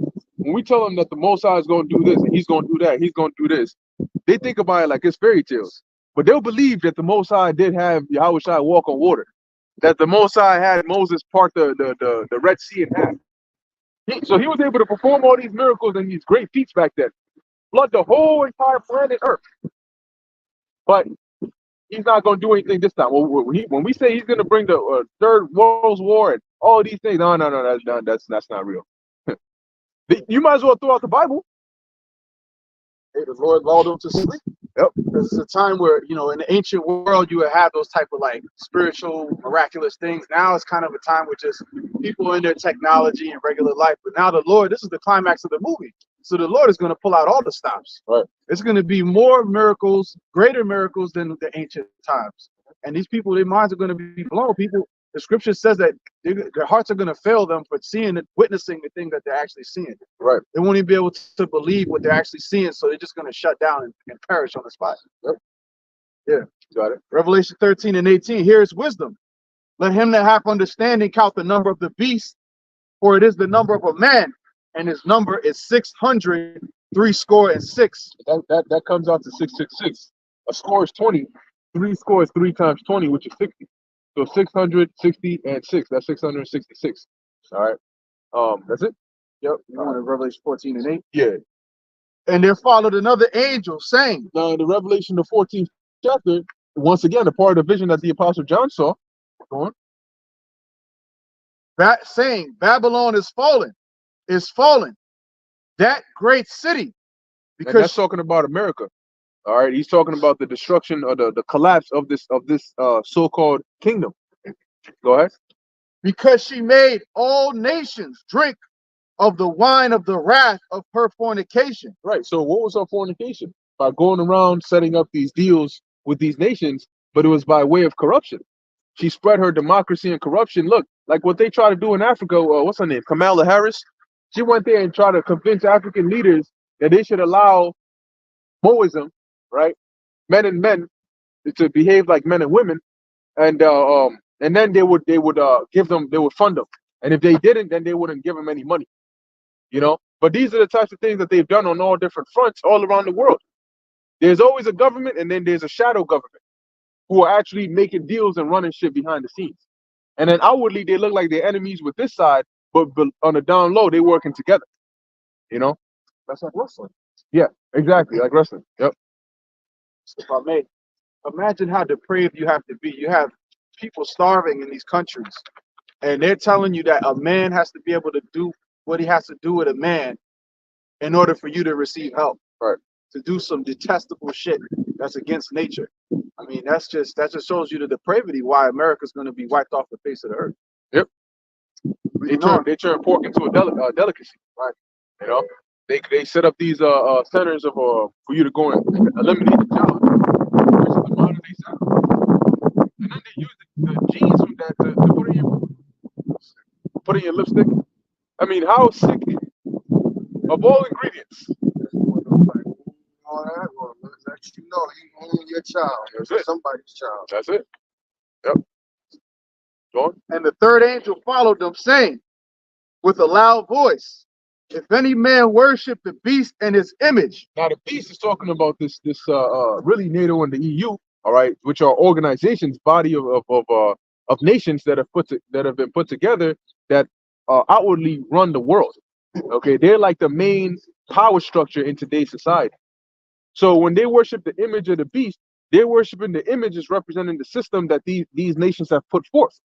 So the conventional means to go about doing things like you have today, you know, like the system that we have today, be it like, you know, on a low level, like driving or school or whatever, like everybody knows they talk about the system. You know, you got to do this, that, and the third if you want to end up here. If you don't do this, you're going to end up here. That's all implemented and set up by them. So ultimately, when you worship the image of the beast, you follow this system wholeheartedly to the point where when they start driving you in the direction to say, accept a man crossing the threshold to something else, you're going to go and do it. When they get to the point where they say, no, yeah, open up your bathroom, have men come up. You know how many accounts of men raping little girls inside of the bathroom has happened because of that? There was actually a video of a father who was recording, and his daughter was going to go to the bathroom. And he was like, nah, you know what? I'm going to go in there with her. Dude walked up in there with his daughter, and the second he walked up in there, he sees this other guy inside of the bathroom, the so-called girls' bathroom. The nigga just hiding behind the stalls. Wow. And the second he saw the pops come in here there with his daughter, he slowly walked out, you know, acting like he didn't know what was going on. And the dude recording was like, hey, look, see, this is why you got to come in here with your kids and watch what's going on. Because right now, what's this guy doing in the girls' bathroom? Preying on little girls. But they can just have the excuse that I identify as a girl. You got a grown-ass dude with a big-ass beard looking like Kimbo Slice talking about he identifies as a 13-year-old girl. That's okay, though. They did that in jail. And then found out that them inmates started getting pregnant. Because the men identified as women, and then they transferred them into an all-woman prison. And then they wonder why the women started getting pregnant out of nowhere.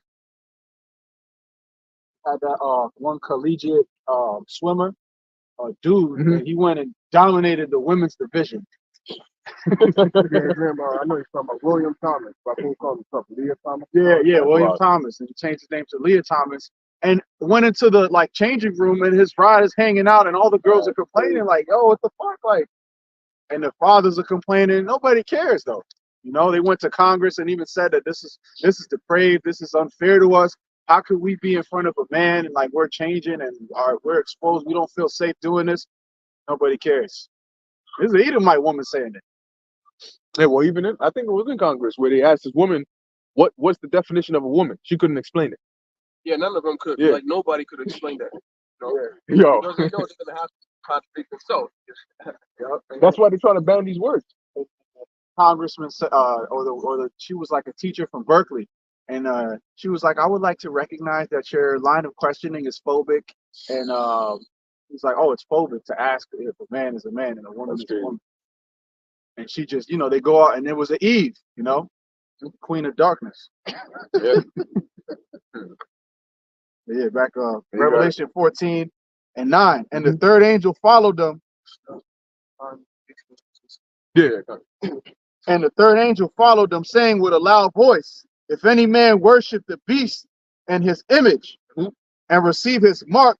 So pretty much, if you're down with the system, and you take that MOTB, which is an acronym for mark of the, you know what, and why did this start with worship the image? Because if you worship the image, you're gonna take that thing, right? To continue worshiping the image, you're gonna take that thing.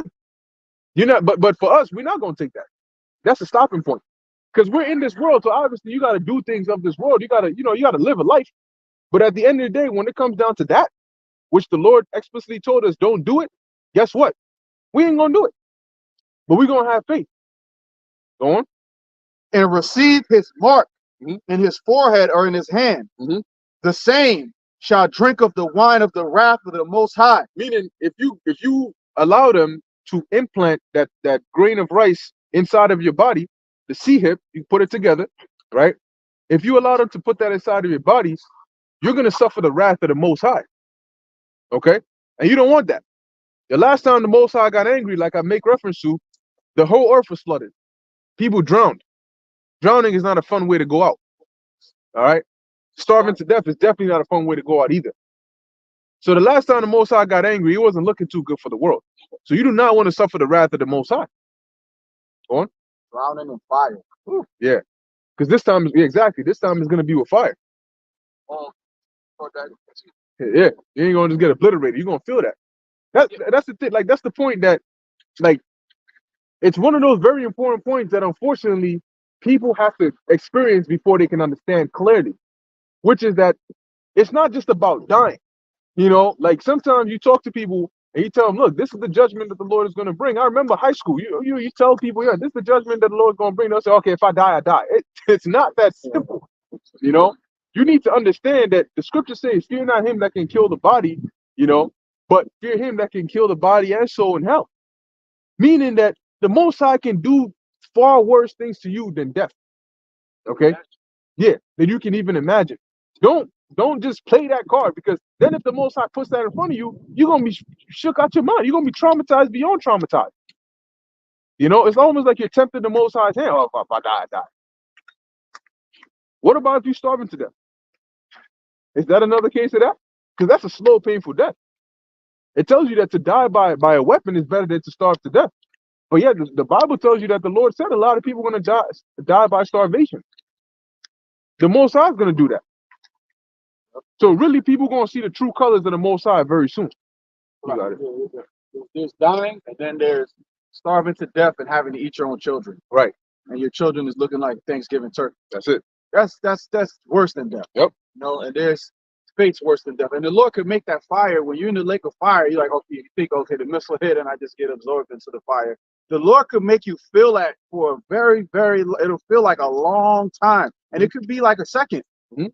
But the Lord has the power to just make that feel. Time is nothing to him. We Time. was talking about that, like the Most High's complete control over time. You know, Right. like Oh yeah. You can alter your perception. You know, hey, it could be just 1 hour, but it's gonna feel like 100 years in them flames. You know, so Yeah. you can do that. Especially for the ones that are saying, oh, it's just death. I'm just going to die. The Lord is going to show you, like, all right, you got that type of mentality? I'm going to show you something. Hey, Fulfill you you. just have to magnify his judgments. You know, You got yourself. because that's the thing about the truth. It's everybody's gonna know the truth. That's what the scripture says, that the truth is the strongest there is. It's not gonna be something that's subjective. Everybody's gonna know it. But there are some people who are gonna know it just by words alone. You warn them, this like that good kid where you tell him, yo, don't do this. They say, okay. And then there's that kid that's not gonna do it until they slip and bust their ass, Right. and then they're gonna learn. Yep. You know? You're gonna find out the hard one. The same must Lord after death by pain. That's it. We don't want that. No. We are obedient. Tell me once, and I'm good. Don't take off the belt. Don't get the stick. Nah, I'm all right. Nah. You gotta be. That's the kind of kid you gotta be. You know, the second your father says don't do it, that's it. I would take you telling me not to do it in a nice, calm voice. I'm fine with that. I ain't gonna do it. You know. Then didn't I tell you that thing? You know what I'm saying? Yeah. Oh shit. Come on, like, bro, we went through all this shit just to be like, And you know they had them special trees too. It wasn't like them sticks that break. This was like the weight, the flexible joints. They will whoop your ass good. Put that shit in the wind. That's it. Sometimes they soak it in water, make it nice and thick, and whoop that ass. Yeah. No, the brightness went down on you. Yeah, they would soak the cane in water so it would become thicker. And then when they whoop your ass, they make sure you feel that. You get here it is. Here it is. I remember this. You do something wrong at school, you get your ass beat at school, and then you go get the continuation at home. That shit was crazy. Yeah, because in school the teachers would actually whoop your ass with the cane, and then they would tell your parents so that when you go home, your parents also got a cane at home, and you better hope your parent wasn't a teacher, because they would actually have a cane at home, and then they would whoop your ass on top of that. And they'll come in the next morning trying to whoop you more. Part 3. All because they do your homework. Like, damn, yo. Yeah, Yeah, with the yeah. work, though, you be good for a month. You be a saint for a month. Hell yo. yeah. Hell yeah. Shit. you gonna do the next 5 homework. Yeah. But you know what that taught the children discipline.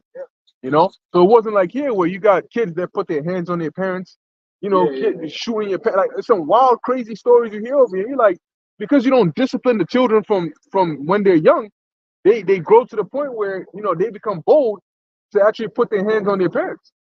And the scriptures tell you that you're supposed to honor your father and your mother. You ain't supposed to like put your hands on your parents. That's wild. It doesn't matter what age they are. You're never supposed to put your hands on your parents. Now once again, it tells you that when the time comes, I forgot what it said. It said, he that loveth not, hateth not father and mother and all that to follow me, which doesn't mean you got to go and hate your parents, but you can actually, respectfully decline. Like if a hypothetical situation came about, one day your pops came home and said, your mom came home and said, son, you know what? I want us to try this new thing I learned at work. We're going to draw a nice pentagram on the ground. We're going to light the candles, and we're going to try this fire sacrifice. I'm not doing that. You know what I'm saying? But you got to honor your father. No, bro. Respectfully decline that. Hey, part of honoring them is serving the Lord. Yeah. Oh, yeah. That's the best way to honor. Yep. That brings honor to the household. Yeah. And mercy. Yeah. If the Lord might have mercy on them for you. Good name. A son with a good name that just it covers the whole family. Right. I believe that the precept, I always forget where it is, but it says if children keep wherewithal, they should be able to cover the baseness of their parents. Right, yeah. I always forget what that is. Got some more on that? Yeah, Revelation 14:10. The same shall drink of the wine of the wrath of the Most High, which is poured out without mixture. Now that's written in the metaphorical sense, right? The wine of the wrath of the Most High. So it likens the anger of the Lord onto like wine poured in a cup without mixture. It's not diluted. It's just like strong, because wine is just strong. If you don't mix it with something, if you don't lighten it up, so you're gonna drink it, without mixture, meaning that you're gonna suffer the anger or the judgment of the Heavenly Father without mercy. I think there's another verse that says that they will drink the dregs. Right, the dregs are, yeah. Down to the bottom, like the pieces of grapes and the little brittle stuff at the end, all the way down. Yep. Bitterness. Yep. I was gonna mention because like I used to drink, like when you drink alcohol or wine or liquor, whatever, and you're like if you don't chase it, right, the water or the juice you would use would be to chase it to like mild it down, cool it down. So instead of getting that feeling you get, you would just be able to sit like, oh, okay, it tastes nice. The judgment of the Lord's not gonna be that. You're gonna get that when you drink it, you go, Yeah, that burn. that's how it's gonna be. Yep. The only thing is, it ain't gonna be a small cup. Yeah. No lime, no lemon, No, none of that. nothing to cut it, no salt around the brim. Nope. You're just gonna have it just like that, raw. Shit. Anyway, that was it on that. A little bit more. Get It that. says, which is poured out without mixture into the cup of his indignation. Right. And he shall be tormented with fire and brimstone. And that fire and brimstone is gonna be the result of World War III. Okay, and also the lasers that the Lord is gonna bring with them chariots. Because when World War III happens, that's the same time when them chariots are gonna show up. And when they show up, they're gonna be doing one of two things. They're either gonna be destroying or they're gonna be delivering. Because guess what? When World War III goes nuclear, you realize America's a prime target. Babylon is a prime target. As a matter of fact, the whole conflict with in the East right now, here it is, it's happening in the East, but they're targeting this place as well. That's why the FBI is talking about they got alerts everywhere. So this place is the target. So what you think is going to happen when this war escalates and involves Iran and Russia and China and NATO and the EU and all these nations in there? You think this place is going to be scot-free? No. This place is going to be a target. And Russia is going to shoot missiles over here. That's in Ezekiel 38 and 9. Okay? You're going to have other nations. Iran is also going to shoot missiles over here. That's in 2 Ezra 15. And when those missiles hit this place, it's going to evaporate whatever's on here. There are missiles that can hit and then take out a state the size of Texas because one missile carries multiple warheads. So don't think, oh, it's gonna hit and I'm just gonna drive all the way. No. That's the speed of the blast is faster than whatever car you can find. So you're gonna be driving and woof, that shit is just gonna burn you up in your car and the buildings, all of it. That's the fire that they're gonna be tormented with. So you may think, well, what's the big deal with just taking letting them put this implant inside of me if I want to be able to work or if I want to buy food or whatever the case is? Well, this is the judgment the Lord says is going to happen if you do that. Go on. For me, Revelation 16 mentions that there's going to also be like swords and we can get that. yeah, you're going to have all this. So leading up to it, and then leading up to the fire, you're going to be getting judged. Yeah. And then the fire comes. Yep. Because that's not the Most High didn't create technology to be inside of the human body like that. They're trying to merge man and machine, and it's not compatible. Okay, the body is made to self-heal. The things that you're supposed to put into your body are natural things from the actual earth. So when you go and you put a electronic device, you cut open your body, put an electronic device in there, and close it up. Guess what? Your body's gonna reject it. Just like when they try to put like a foreign, sometimes when they try to do transplants, the host rejects the organ, and that can actually be dangerous to the actual person because the way that it rejects it, there's going to be some reaction that's going to cause, some negative effect for the host. So what do you think is going to happen if the body can reject another natural organ? You don't think that it can reject some electronic device that's not supposed to be in there? Every time that they scan, because the way the RFID thing works is that it lies dormant. When they scan it, it emits a certain signal. It's almost like the scanner sends a signal, it activates it, this sends a signal back. That signal it's an actual magnetic field that's being caused inside of your body. That's radioactive. It's not healthy for you. Right. It's like your phone gets hot, especially like they say when you're being surveilled or they're like trying to watch what you're doing, your phone will heat up because there's background stuff going on. So imagine if they're surveilling you through the mark, and all of a sudden that gets hot, right? And it's inside of you, right? Can't take that out. You on the phone, you're like, damn, it's hot. Let me put it down. The phone is overheating. Imagine if it's inside you. Ain't no taking it out. Ain't no putting it down. Yep, it's there. Yep. Because basically, what's going on is you got that phone, which is now, like you said, when they start surveillance doing this background surveillance, they're running more and more, let's just say like processes or applications behind the scenes, which takes more energy. It's kind of like you're running from like point A to point B. That's going to take some energy. But now imagine you got to run while carrying somebody, while also doing bicep curls, while also doing jumping jacks every 5 seconds as you're running. Yeah, backflips and all of that. That's going to take a lot more energy. So the second they start doing some more stuff on your phone than what you're doing, of course it's going to heat up because it's taking more energy. Because energy is heat. Heat is energy. That was it on 14? Yep, this is the last part. It says, and he shall be tormented with fire and brimstone in the presence of the holy angels and in the presence of the Lamb. And you don't want that. All right? You don't want that. You got to wake up and smell the coffee, man. Look around you. The world now versus 10 years ago is a drastic change. And it's going in one direction. You go back 10 years ago and look at like articles, look at like what the news looked like. Look at like even the kind of shows, the TV shows, like, 10 years ago, it's funny how certain comedy shows, like when you watch it now, you're like, damn, they could say all that. Because now you even breathe the wrong way and you're getting canceled. But when you go back 10, 15 years ago and you look at how like the news was, it wasn't every day that there was like some wild, crazy atrocity going on in the world. And when you look at the trend up until now, every couple of minutes, every couple of hours, there's an article coming out about somebody got shot here, somebody committed murder here, somebody got sex trafficked over here. Russia's doing this over here, Iran is doing this over here, the Houthi rebels are doing that over here. Like, there's just always some news about destruction. Yeah, so they don't even look for missing people anymore. You see a missing person, you don't even recognize any missing person because it's like it's damn near all the time. Right. You hear an Amber Alert, a lot see Amber Alert. I just gotta watch out for myself. I'm not gonna watch out for a victim. Right. That's pretty much how it is. Fugitives are rarely being caught. If they are, they're being caught by security cars. It's not really anybody that's calling in a fugitive. Most people just don't give a fuck anymore. Right. They're so overwhelmed by terrible news that it's just another fucking day for them. and that's crazy. But this is reality, and the thing is, like I've said before, this isn't like a pit stop. Like this isn't like it got to this point and it stopped. No, you're watching like the signs on the graph. It's a continuous motion, meaning it's going down and down and down. Each year you can see the morale is getting worse and worse and worse, and the violence is going up and up and up.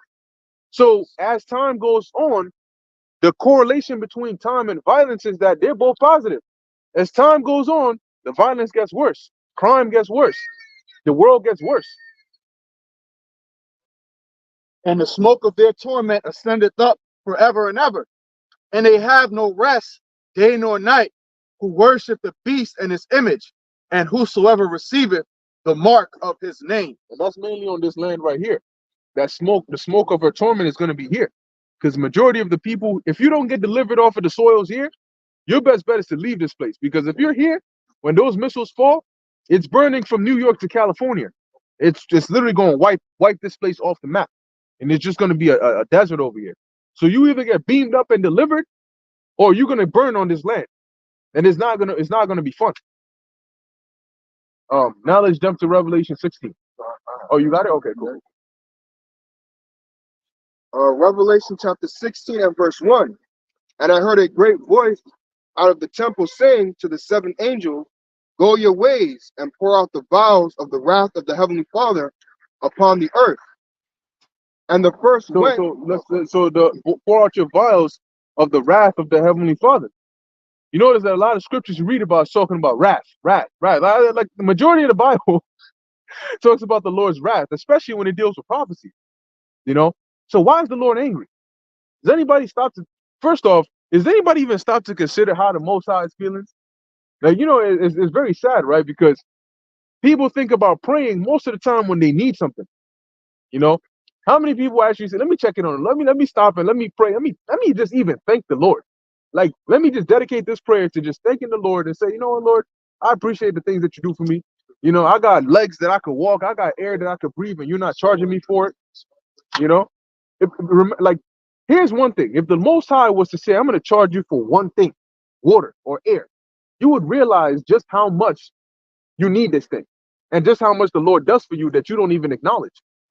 If you were to live one day as a paraplegic, or to live even 12 hours as somebody who's paralyzed, or somebody who lost the ability to do certain things because of a certain region, or blindness, you would appreciate how much, you know, you can see, or how much you can walk, or how much you can move around without a certain defect. And yet, because you do it every day, it's so normal, you forget that there's the Most High is having mercy on you, and at any moment he could turn you into one of those things, or, you know, like he can give you one of these defects. But once again, like I said, majority of people, if they pray, it's because they want or need something. And then when they get it, they don't even thank the Lord for it. Well, it is what it is. And I'll see you next time I need something. So going back to the point here, does anybody stop to think, wait, is the Most High angry? You know, because everybody just, you know, I just need something. The Lord heard my prayers. He didn't hear my prayers. But how is the Lord? Is he upset with you? Is he angry? Because whenever you read the scriptures, it talks about the wrath of the Lord. So maybe the Lord is angry, but why is the Lord angry? Does it maybe have something to do with the wickedness that the world is in right now? Will he be angry at you if you're down with that same wickedness? You got it, bro. Verse 2. And the first went and poured out his vial upon the earth. Yeah. And there fell a noisome and grievous sword upon the men which had the mark of the beast, and upon them which worshipped his image. So basically, for those that went and took, you know, to see him, according to the vision that the Apostle John saw, they ended up having a sword. When you go into it, I think it's like an ulcer, like a discharge, you know, because of that implant. It says a wound producing a discharge plus a sore and ulcer. Now, imagine if something like that happens in your brain. You know how delicate your brain is, right?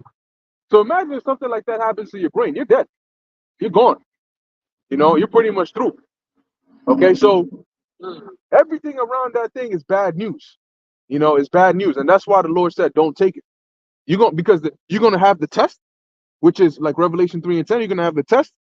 they're gonna come. They're gonna tell you, look, if you don't take this, you can't get a job. If you don't take this and you don't have a job, you can't pay rent. If you can't pay rent, you're gonna be homeless. And we don't accept you in a homeless shelter if you don't have it either, because we can't tell who you are. And then they'll say, well, we can't let you roam around the streets because you might be a terrorist. How do we identify you that you're not? It's kind of like the police pulling you over, you got no ID, and they can't find you in the system. They're like, who are you? You know, now we got to detain you for some questioning. So the point is, they're going to make your life very difficult to live. You go to the store and there's like this long ass line, and then you see like 5 people walking in and out because they got this thing. They just scan in and out. They're going to make your life very difficult if you don't take this thing.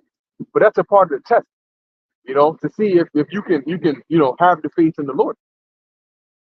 Had been speaking about how they allowed all these people over the border, and it's been mentioned many times that it wasn't even many women and children, it was mostly military age men.